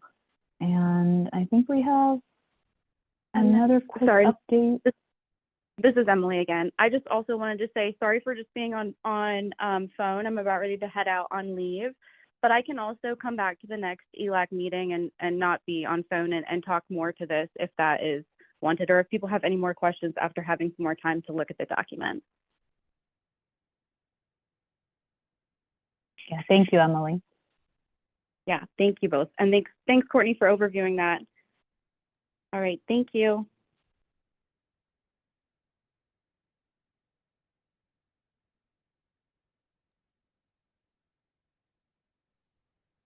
Thank you guys for jumping in with that information and asking that question. And it sounds like we will maybe make some plans for some follow-up on that topic at our next meeting. Our last piece of business before I send everybody on a break is just an update on the provider supports charter. So some of you may have heard a little bit about this in the executive committee meeting before the public meeting this morning. I don't know, do we have a slide to share on this as well, or just I'm giving an update? Sorry, I should have asked a couple of these questions before hosting this section of the meeting. But essentially just want to update the entire group that provider supports as a subcommittee of ELAC, and they have been seeking a charter, kind of formalize their process and protocols and their function as a subcommittee of ELAC. And so a draft of that charter is currently being worked on, and we are still kind of taking feedback and deciding how we will go about engaging providers and reviewing that draft charter and kind of getting those things formalized. So lots more information to come, nothing as far as an actual document to share out with everybody yet, but know that that is coming. The executive committee is working on having something ready to go, and then kind of our process for those things. Lois, I know you gave some advice and suggestions earlier around making sure that we're involving providers and provider supports participants, and that will definitely be a key piece of that work, so that we make sure the charter functions well for the folks it is meant to serve. I think that is all, unless there are questions on that or any of the other pieces of business.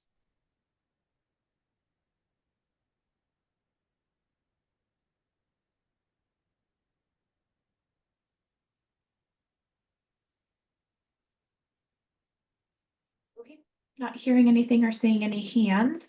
I would like to let folks know that we have time for a break. We will resume at 12 o'clock for a presentation for the Fair Stars for Kids Act evaluation from OIAA. Thanks so much.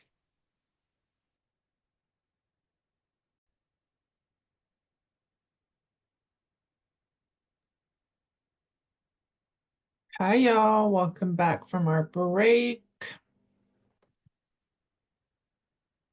I am, just a reminder, so during this presentation, please type your questions or comments into the chat box. Once the presentation is over, we will answer all typed questions, as well as open it up for additional questions from the presenter. Let me see here. So for our next speaker, Adasa Budrevich Ryan, I apologize if I did not pronounce that right, Senior Evaluator for the Fair Start for Kids Act with the Office of Innovation, Alignment, and Accountability, will provide overview of the Fair Start for Kids Act, or FSKA, implementation efforts, and learn about the evaluation report and its impact on the early care and education field. Thank you. Is it Dre? Is that how you say your name? Yes. Yeah, thank you, Dre. Yeah, thanks everyone for having me. It's been a while since I've presented at ELAC, probably like over a year. So, just to reintroduce myself a little bit, my name is Adasa Bedrevich Ryan. I use she, her pronouns. I've been at DCYF working in early learning data since 2019. I used to work on the preschool development grant, and then in 2022, I transitioned to working on the Fair Start for Kids Act evaluation. I have some members of my team with me here. My supervisor, Kara Lothian. I'll have her introduce herself in a second. And I don't think Justin Seppi made it in the audience, but he's our FSKA analyst, and he helps integrate different data sets together and make visualizations and dashboards, all related to early learning data. So, Kara, do you want to introduce yourself? Sure. Hi, everyone. I'm Kara Lothian. I am the Early Learning Evaluation and Research Supervisor at DCYF, and I use she, her pronouns. During this conversation today, I'll be taking notes on any reflections or feedback that you may have, as well as noting any questions that might inspire or inform future work, and appreciate being here. Thank you. Thanks for coming. So we can advance, thank you. So yeah, just wanted to give a little foreshadow of the presentation. Gonna start with some background setting, where we'll talk about the legislation and the FSK logic model, and then wanted to introduce a new analysis that we're working on related to childcare subsidy stability. And then we'll just kind of wrap up and talk about next steps. So we can move on. All right. I'm sure as many of you know, the Fair Start for Kids Act is historic legislation. It was signed into law in 2021 in May, and it invested around $1 billion, which is a huge investment for early learning. The goal was to make childcare more accessible and affordable through different policy like copays and eligibility. And another goal was also to provide resources to providers to stabilize the early learning workforce so that they have support they need to provide high quality care. Where we saw each other in terms of the evaluation was through this quote from the legislation, where it said DCYF shall submit a biennial report to the governor and legislature describing how the investments funded by the Fair Start for Kids Act have impacted the policy objectives. And for us as the evaluation team, we saw those policy objectives and we said those are going to be our outcomes for the evaluation. And so the policy objectives / outcomes are to advance racial equity, expand access to high quality early care and education, to promote kindergarten readiness, and to support the early learning workforce.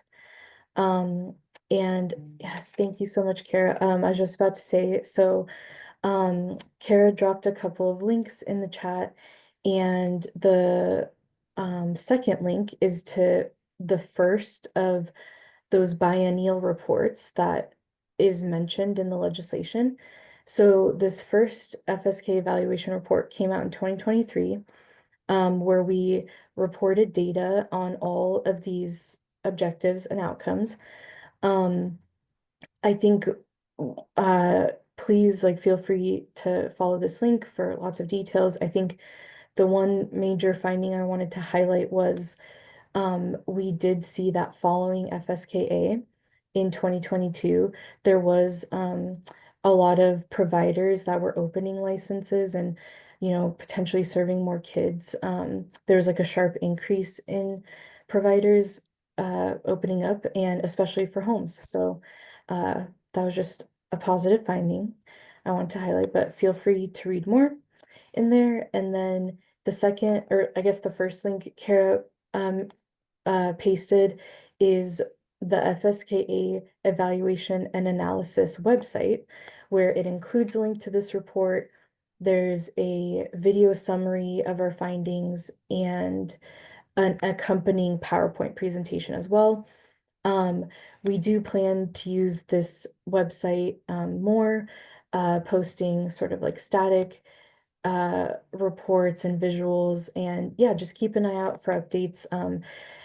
The 2025 report will also make its way there as well once it's finalized. I think that's all for this slide that I had. Cool. So just wanted to sort of present the FSK logic model. It's another big part of evaluation work. And it's kind of like it's like our bird's eye view of our whole evaluation project. And as you can see on the very far right, those are those policy objectives that the legislation laid out. It's our long-term outcomes that we're looking at. And in order to get to these long-term sort of like big outcomes is first we have to go back all the way to our inputs. What sort of foundational things do we have to support all this work? So we know we have the founding legislation, there's funding, there's staff and positions, technology, data and evaluation, communication, partnerships, and all of this help support the various FSK strategies, the implementation and the activities. And so this next pillar, the activities, it doesn't represent everything, but it's like the major strategies of FSK. So it includes things like the dual language designation, the equity grants, infant early childhood and mental health consultation, the different policy changes with eligibility and copay, complex needs, professional development, and trauma-informed care grants. From all of these important strategies, we get output data, which is the middle column. And so that's kind of things like counts or percents, how many people applied, how many were awarded, what's the average funding amount, kind of things like that. And when we have these important descriptive data, it moves us forward to the outcome metric column, which is primarily where the evaluation lives. Here, we pay attention to two different types of questions. One is, what are important outcomes in the early learning field, and how do they look over time? What do they look like before FSK, after FSK, before COVID, after COVID? And we also want to answer questions: for whom are services inequitable, getting better, are gaps getting filled for certain groups and things like that. And the reason there is a star, a gold star next to the expanding access strand of logic is that's what we're presenting on today. As you can see, equity plays a role in all of the outcomes. So we'll definitely be talking about that as well. But today's focus is talking about an analysis related specifically to measuring expanding access to affordable, high quality care. So I think the next slide is a little bit of a repetition, but before we dive into talking about like data and measurement, I actually wanted to start this section by defining access to high quality care and education. So we can look at the next slide. So we know that access can mean a lot of things. The most, I guess, obvious to me is like once children and families are already in our services, we can measure, you know, their participation, their access and services. But there's a lot of considerations to take into account. And so we kind of wanted to give a nod to that. And so we looked at the early learning literature, and there's these reports that are written by researchers and policymakers and early learning professionals. And in 2017, it seems like they came up with a pretty widely used definition, at least nationally, of access to ECE. And they talked about ECE access means that parents with reasonable effort and affordability can enroll their child in an arrangement that supports child development and meets the parent's needs. So reasonable effort, they primarily talk about availability. So what is the supply of services? What's the demand? What's capacity, slots, things like that. Affordability can go both ways. How much is the cost for the family or for the cost of providers to implement care? Child development refers to things like accessibility. Are there supports for disabilities and multiple languages? And meeting parents' needs are things like, I'm sure some can relate, are things like the program type or distance from home, transportation, the hours of operation, days of the week, things like that. So that was in 2017, they came up with this definition, and then in 2020, they updated it to include equity, which considers the extent of ECE services reaching children and families furthest from opportunity.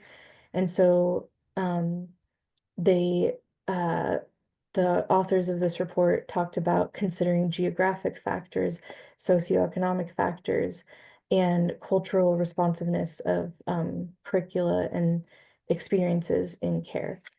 We look at things like, are there disparities in access, availability, and experience? Most recently in 2024, this report talked about system characteristics.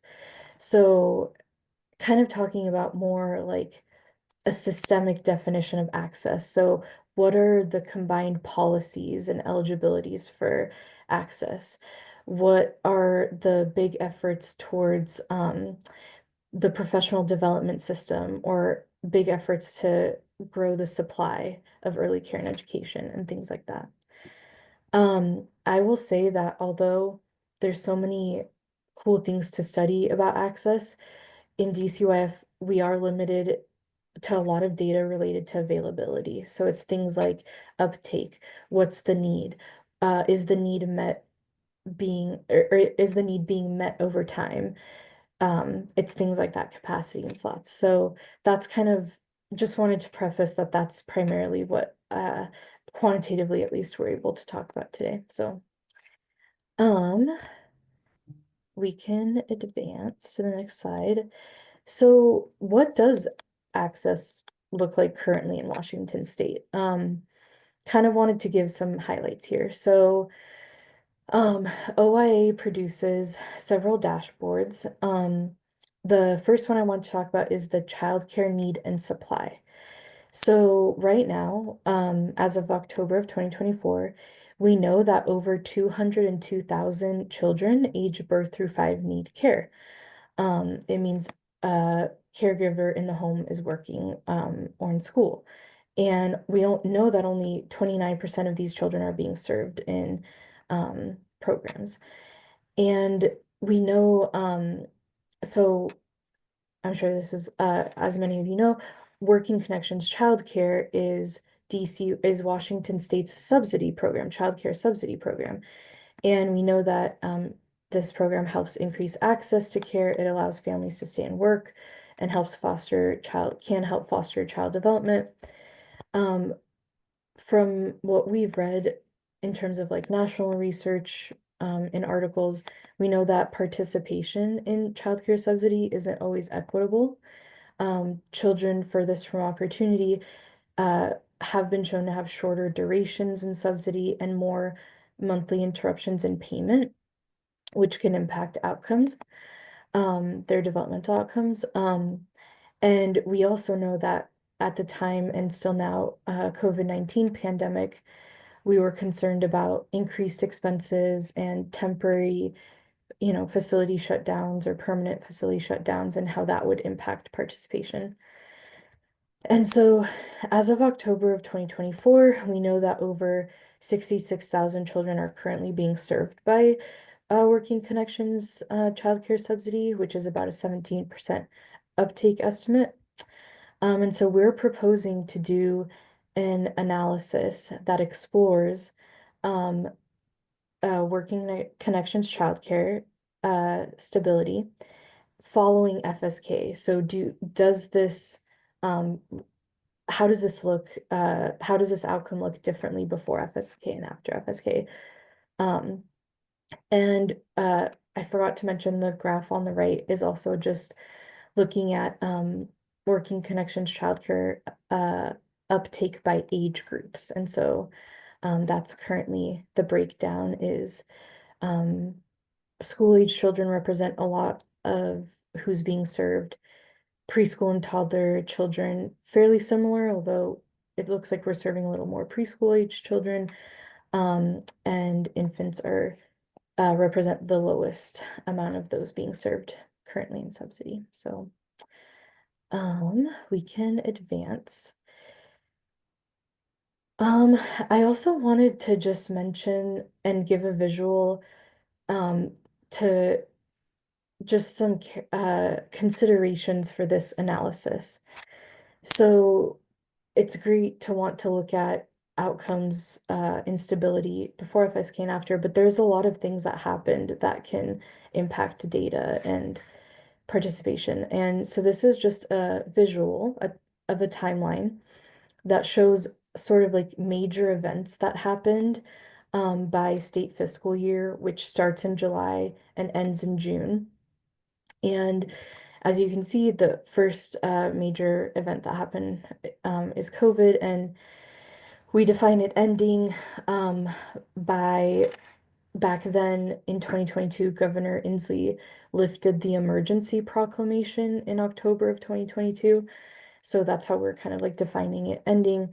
We really consider this time period as like the first stage where it was the immediate emergency and like first stage of the pandemic. And within that, FSK was signed into law in July of 2021. We also know that these federal child care stabilization grants were also being distributed, and it was a large sum of money as well that impacted a lot of providers.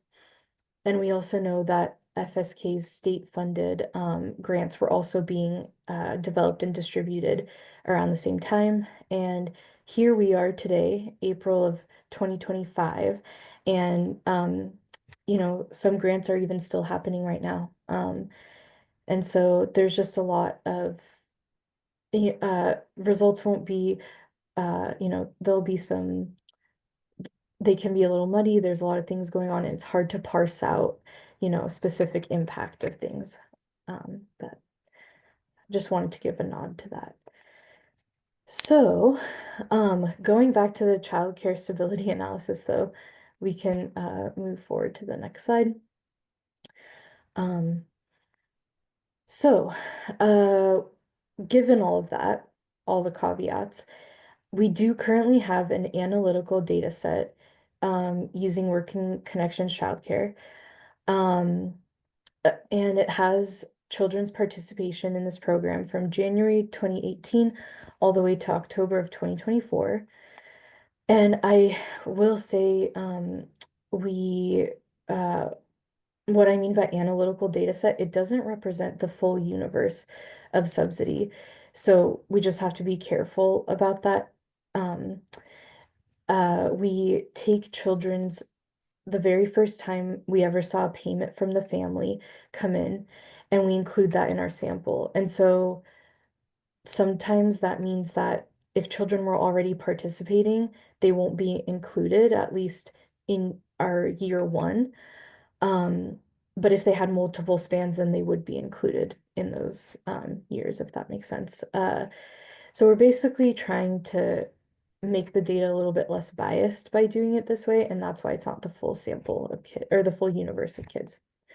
So we have this analytical data set of children's first payment over time.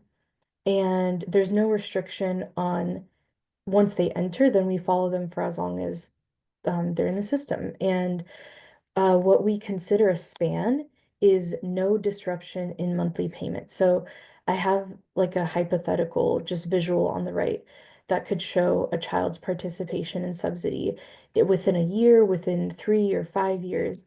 And so a span is just continuous subsidy receipt, no interruptions. Instability is defined as the occurrence as two or more spans. So you can see there's continuous payment, an interruption. So then this second continuous payment would be span 2. So this child had a total of 3 spans. I also wanted to clarify that we can look at the data set in different ways. So we can, if we want to know information about children, unduplicated children, then we have to aggregate the data set to look at the child level. But then we ask, well, which span do we want to look at? And so we can look at things like first, longest, most recent, and each has, I think, important contributions. It's just the way that we want to look at things. The first is probably the most unbiased. The recent gives us the most recent picture of current state. And so the findings I'm about to share in the next slide, you'll see that sometimes I switch a little bit. And the span level data set, it's duplicated counts of children. So each row is a span and it has information about the type of care that they're receiving and for how long, and just other associated variables. So today we're just going to talk about what we know about the sample of children that we currently have participating in Working Connections childcare over time. I'm going to present some preliminary findings about child level demographic information and descriptive data related to stability, childcare stability. And we're using an analytical data set, mostly using children's most recent span, but not always. So we can get into the findings. So what do we know so far? It looks like children typically start subsidy at around 2.8 years old. So that's a little over toddler, a little under preschool. And we used first span for this finding. We also know that over time, it seems like compared to pre-pandemic, the proportion of infants and toddlers being served increased. So if you look at these percents, they're higher than the percents earlier in time. So that was a positive finding of what we know so far. It also looks like in terms of preschool age children, the proportion of them being served over time is pretty stable. So that's good. No major declines or anything. And then in terms of school age children, it seems like there's the most fluctuation over time in this group. Kind of makes sense with schools potentially closing during COVID times and things like that. We also found that a majority of the sample of kids from 2018 to 2024 had a $0 copay. And the number of families with a $0 copay doubled from 2018 to 2024. And when talking a little bit to Nicole Rose about this, we do think it could be because of those FSK copay changes that were happening in the early stages of FSK implementation. So yeah, kind of interesting to think about. We can go to the next slide. So earlier when I presented the FSK logic model and kind of talked about the different questions that we ask is for whom our services are there disparities or disproportionalities for whom our services is need met getting larger or smaller and things like that. And so that's why we look at race and ethnicity, because we want to make sure to check for those things. And so we found that our sample, children of color represented 66% of children from 2018 to 2024. We also so far are finding that the proportion of children who identify as Black and or African American, Hispanic and or Latino, and multiracial, the proportion of those children being served is increasing over time. So you can see these percentages down here are higher compared to these.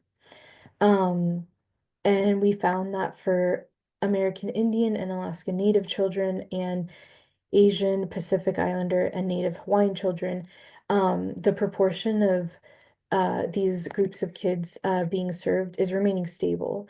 So, so far that's what we know. On the note of, asking the question for whom, if we look at the next slide, we were also interested in language as well. And so from 2018 to 2024, there was 47 different languages that were represented. English was the most common spoken language, and Spanish came in second as being the most common language spoken. Over time, we did see that the proportion of children who speak Spanish and languages other than English increased over time. So you can see these percentages are higher relative to pre-COVID and pre-FSK. So that's kind of what we know about kiddos so far. The next slides now talk about stability. So we can look forward. So when we look at stability, these are our units of measurement. So we can look at the span length in months. How long was a span? We can look at the number of spans that kids had. And we can also look at things like total rolling months in care. So regardless of interruption.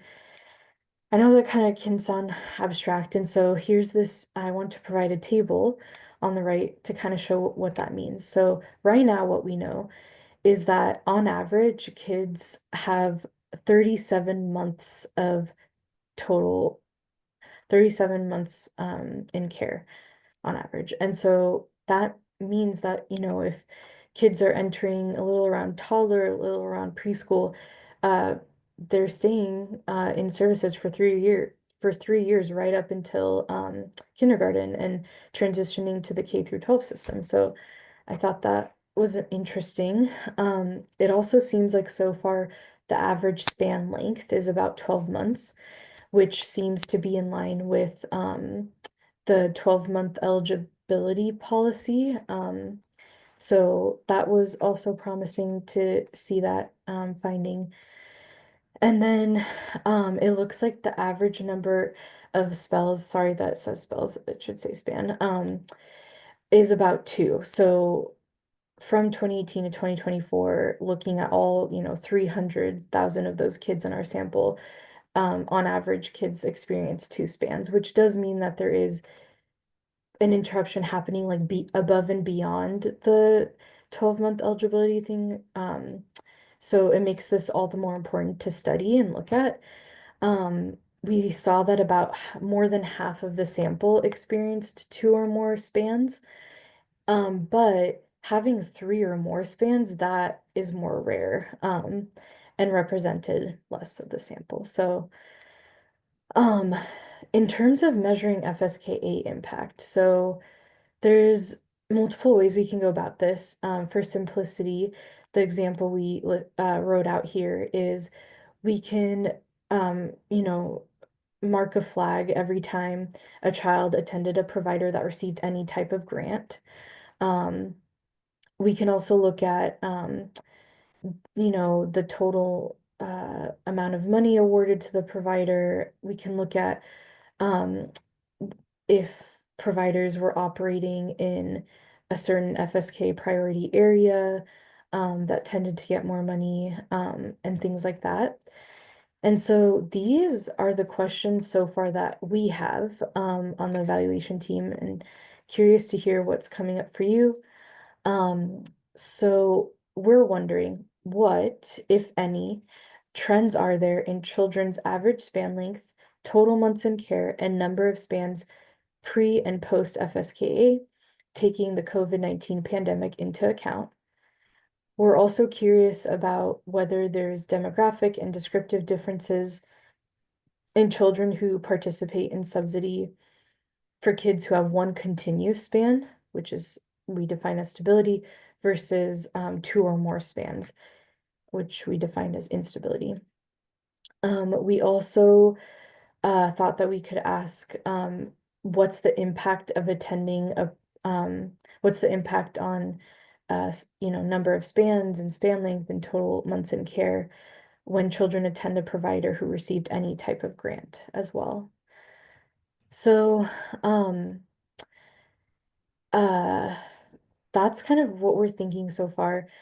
The last slide is kind of like a little bit the end, but obviously happy to jump back to any other slides, and just wanted to say feel free to email us. Here's the link to the website again. The next report is due this fall of this year, so we're already already drafting it and doing all these analyses. And so yeah, that should be coming soon. But yeah, would love to hear any thoughts.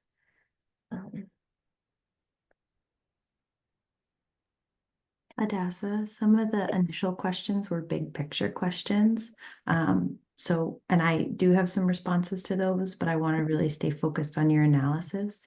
So if you wouldn't mind taking a peek at the question that Deanne, I believe that's where that set of questions starts, and then I will loop back to everyone else who asked some broader questions around this work.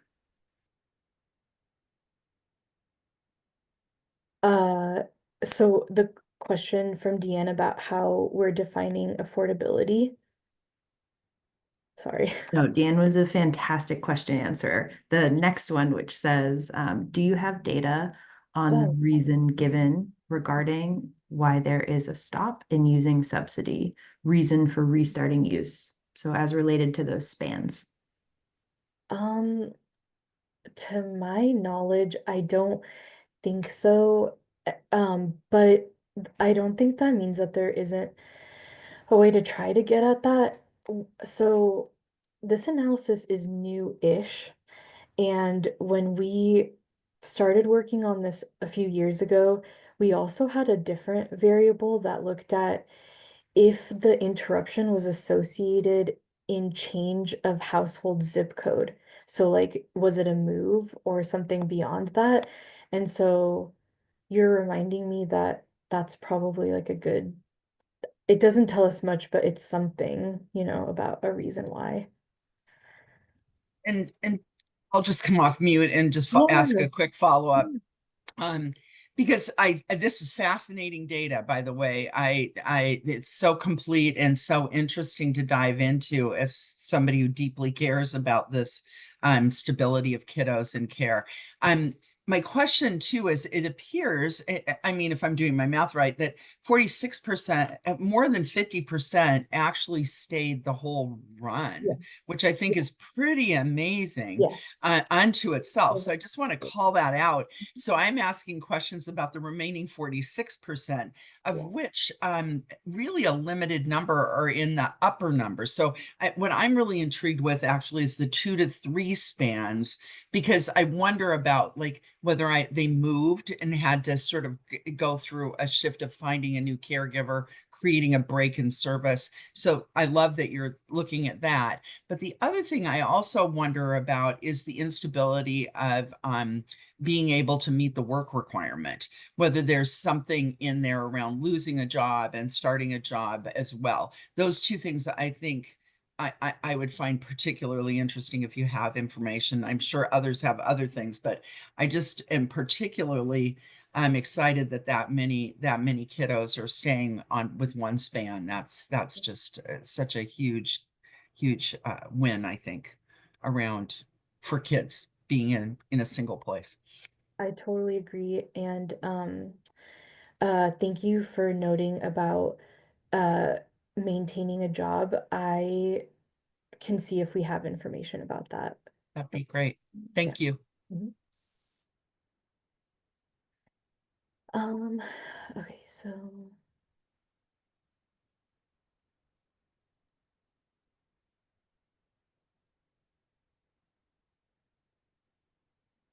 okay, so do you have any data related to the impact of transitional kindergarten on number of spans? I know that we're interested in transitional kindergarten, but I don't know that we have access to the data yet. So if we did, then we would include that in the analysis for sure. So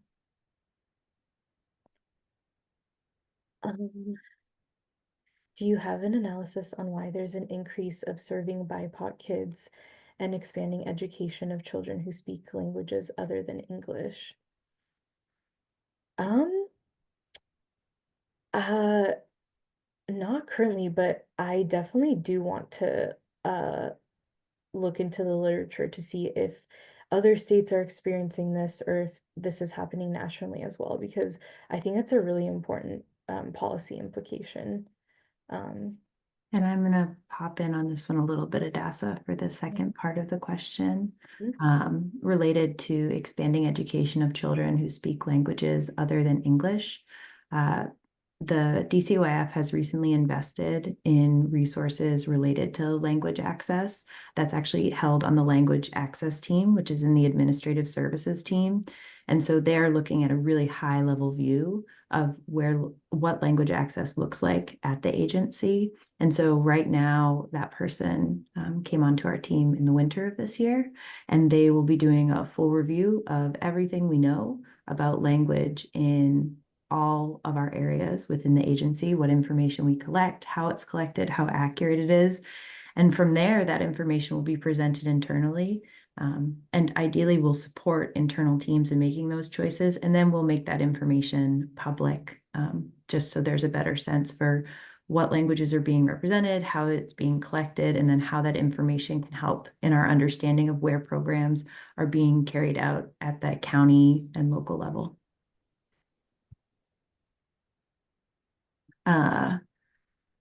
Adassa, the next two questions are about your presentation from Senator Wilson and Astrid, and then I'm going to bump back up to the other set of questions. I just want to make sure that we get to them. So any information on where the spans occur? Oh, rural, urban centers, family childcare, as well as why? Um, uh, so we do have whether they were operating in these FSKA priority areas. So areas that had high COVID impact, high poverty, high kindergarten readiness disproportionality. But we also have zip code, and so I'm sure that we could create flags for like rural, urban. I don't think we currently have that, but you're right that that is important to look at. And so that's a good addition. And then yes, we do have facility type. So whether it's like a center or a family home and things like that. So thank you. While new questions continue to come in, I'm going to bump back up to the top. So we got one question related to how are you defining affordability?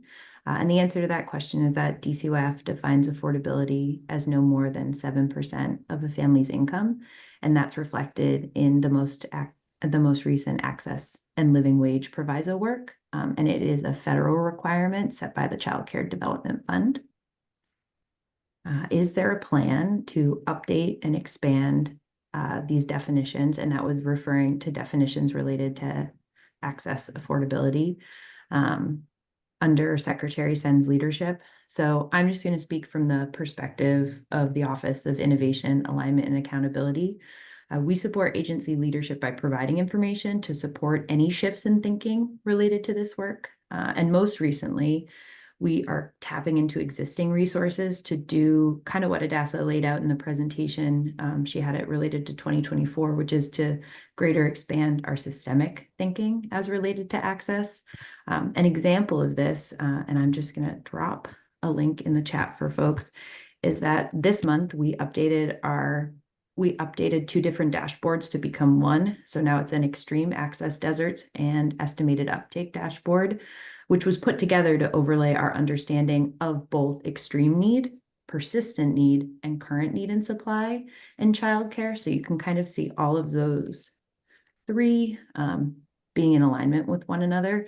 And so we will continue to produce products that are discrete and are public facing that hopefully tell that story. I think we're in a cycle at OIAA where we're understanding some of our work isn't in conversation to the extent that it is pointing folks to exactly where we could support folks within our state. So we're really working on refining those tools to be more systemic thinking. We got a question related to, has Washington State FMLA impacted the need for infant care? I love this question. It was great. And to be honest, I'm not sure. I don't actually even have a frame of reference for related to how paid leave is theorized to impact childcare, both from the perspective of families receiving care, as well as workers who may take up paid leave. Because research related to paid leave is mostly focused on child and family benefits rather than the impact on childcare sites. So for this group, I'd be happy to see if that research exists and just kind of share back so you have it available to you. So maybe we can all start thinking from that same frame of reference of exactly what are those observed impacts supposed to be. Something we do know, as shown by the dashboard that I shared in the chat just now, is that as of October 2024, we estimate that only 13.5% of infants were served by subsidy and private pay sites. So even if there were impacts, those might even be conflated with the benefits of FSKA, because you could see in Adassa's presentation that the proportion of infants being served in subsidy care has actually increased following FSKA. So I have to imagine that those impacts would probably be folded together, and it might even be difficult to look at. I'm just reading the next question. I saw a question about 50% of the sample as having more than one span. So is it only 46 that are in continuous care? We'll get back to this group. Yeah, we'll let you know for sure. I'll just double check my I think it might just be an issue with the symbol in the chart. It's a greater than 1 or a great, so it may be an equal to. So I just was confused a little, but if it means that's just 1, that's fine. I'll double check after this and get back to y'all. Yeah. I can answer part of Laura's question related to the assumption that children with special needs are being increasingly served. From what we can see, we have not done an analysis, but we've looked at the descriptive representation. It does appear that there are more children with special needs, and we do not have the same indicator or metric. I want to be clear across these data sets, which makes it a little tricky because there are children identified with complex needs. There are children who are currently in the process of receiving an IEP. There are children that have received IEPs or have received early intervention. So they're not all the same metric, and we're kind of in the process of defining. We lost our ESIT evaluator last year, who had been in the process of defining what that could look like. But in general, we see in all of our programs, in the proportion of subsidy uptake, in ESIT and in ECAP, an increase since 2018 in the representation of children with complex or special needs. When it comes to support that is being done for providers and are lacking to those that expel, Laura, can you help me? Are you referring to, could you just help me understand the word expel in that question? Saying that that may be one of the reasons why there's stops and starts to subsidy, is that children with special needs may be removed from care multiple times, creating gaps. I think it's one of the reasons that it could be in play. Yeah, I was just wondering if there was any research being done around that, because providers like mine that are very inclusive, and we have lots of wraparound services, we end up with kids that have been expelled multiple times in our community.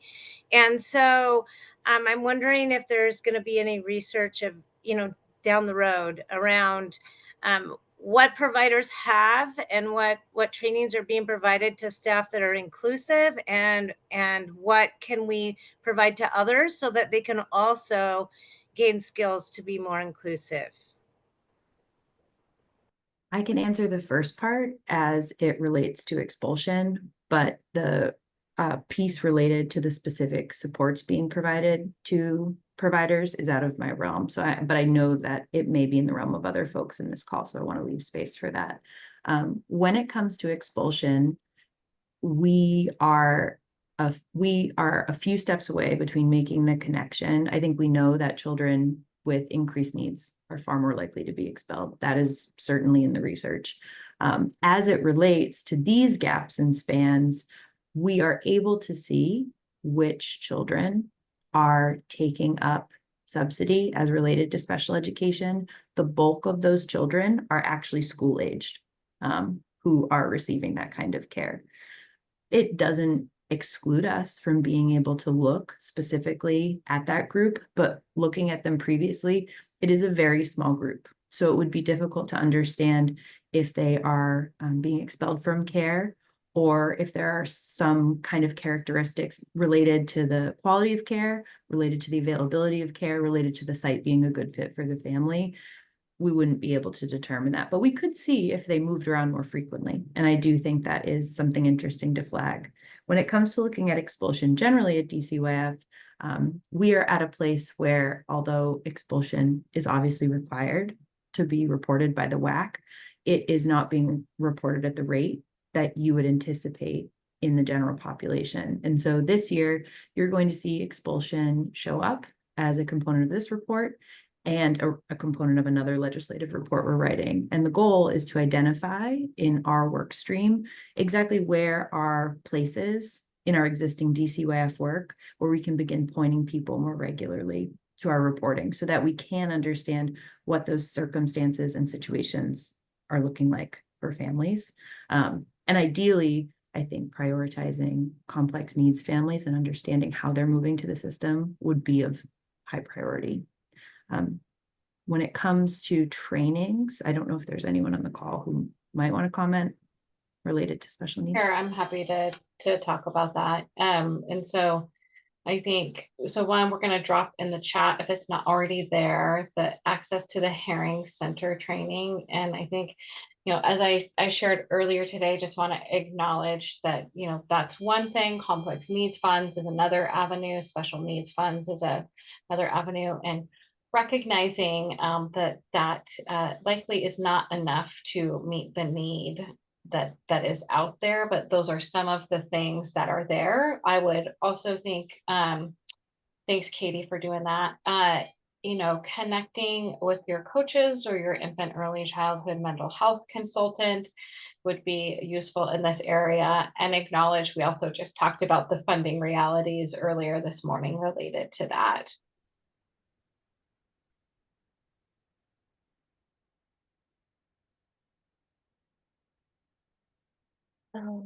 I see another question about when focusing on low-income populations and gaps, are you cross-referencing housing instability and how housing instability impacts stops and starts to using subsidies? Yeah, I think that that's a very important consideration.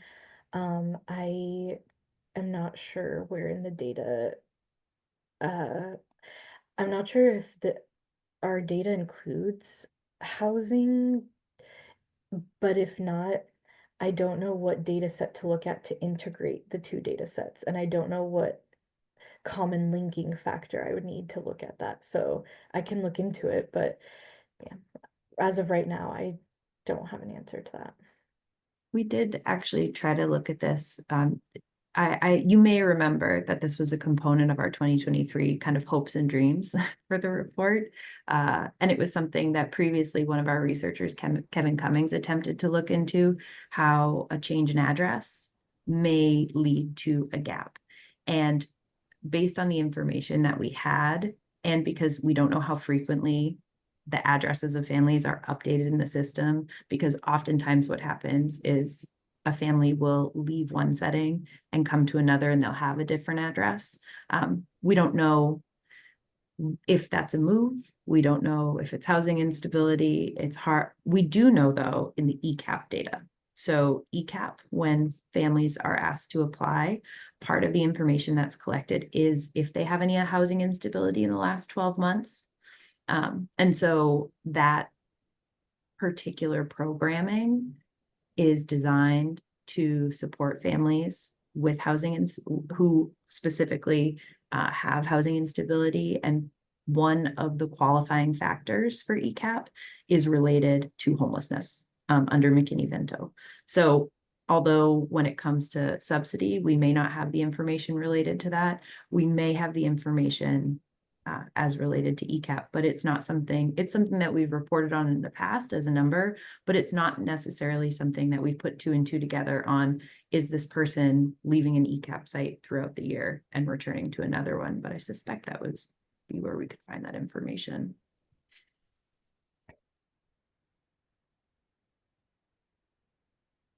Nicole?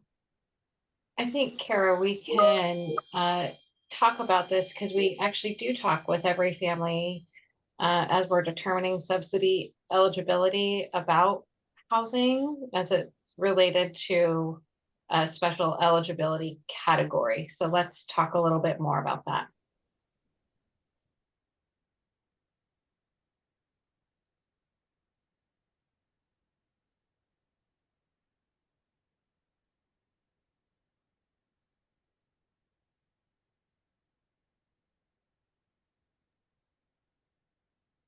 Are there any more questions or any other inspirations that you'd like to share with us to inform the direction of where this is headed?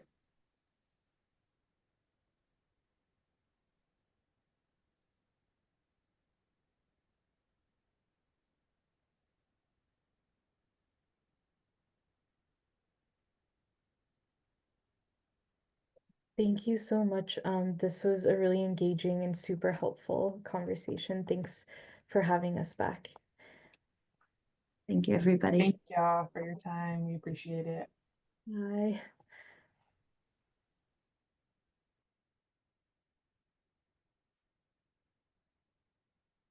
And then also, Jessica, I'm assuming will drop the link here soon. With that, if you can share your feedback specifically for this presentation, that would be greatly appreciated. And I will pass it over to Hannah. Thanks, Dre. So to wrap up our meeting today, we would just like to remind folks that the reflection survey has been posted. If you could please give your feedback there, and that our next meeting will be offered on June 3rd. And we just want to thank you all for your time today. It's been a very informative meeting, lots of discussion, and we want to show gratitude for sharing the first day of April with us. So unless anybody has anything else, we wish you all a great rest of your Tuesday, and we will see you in June.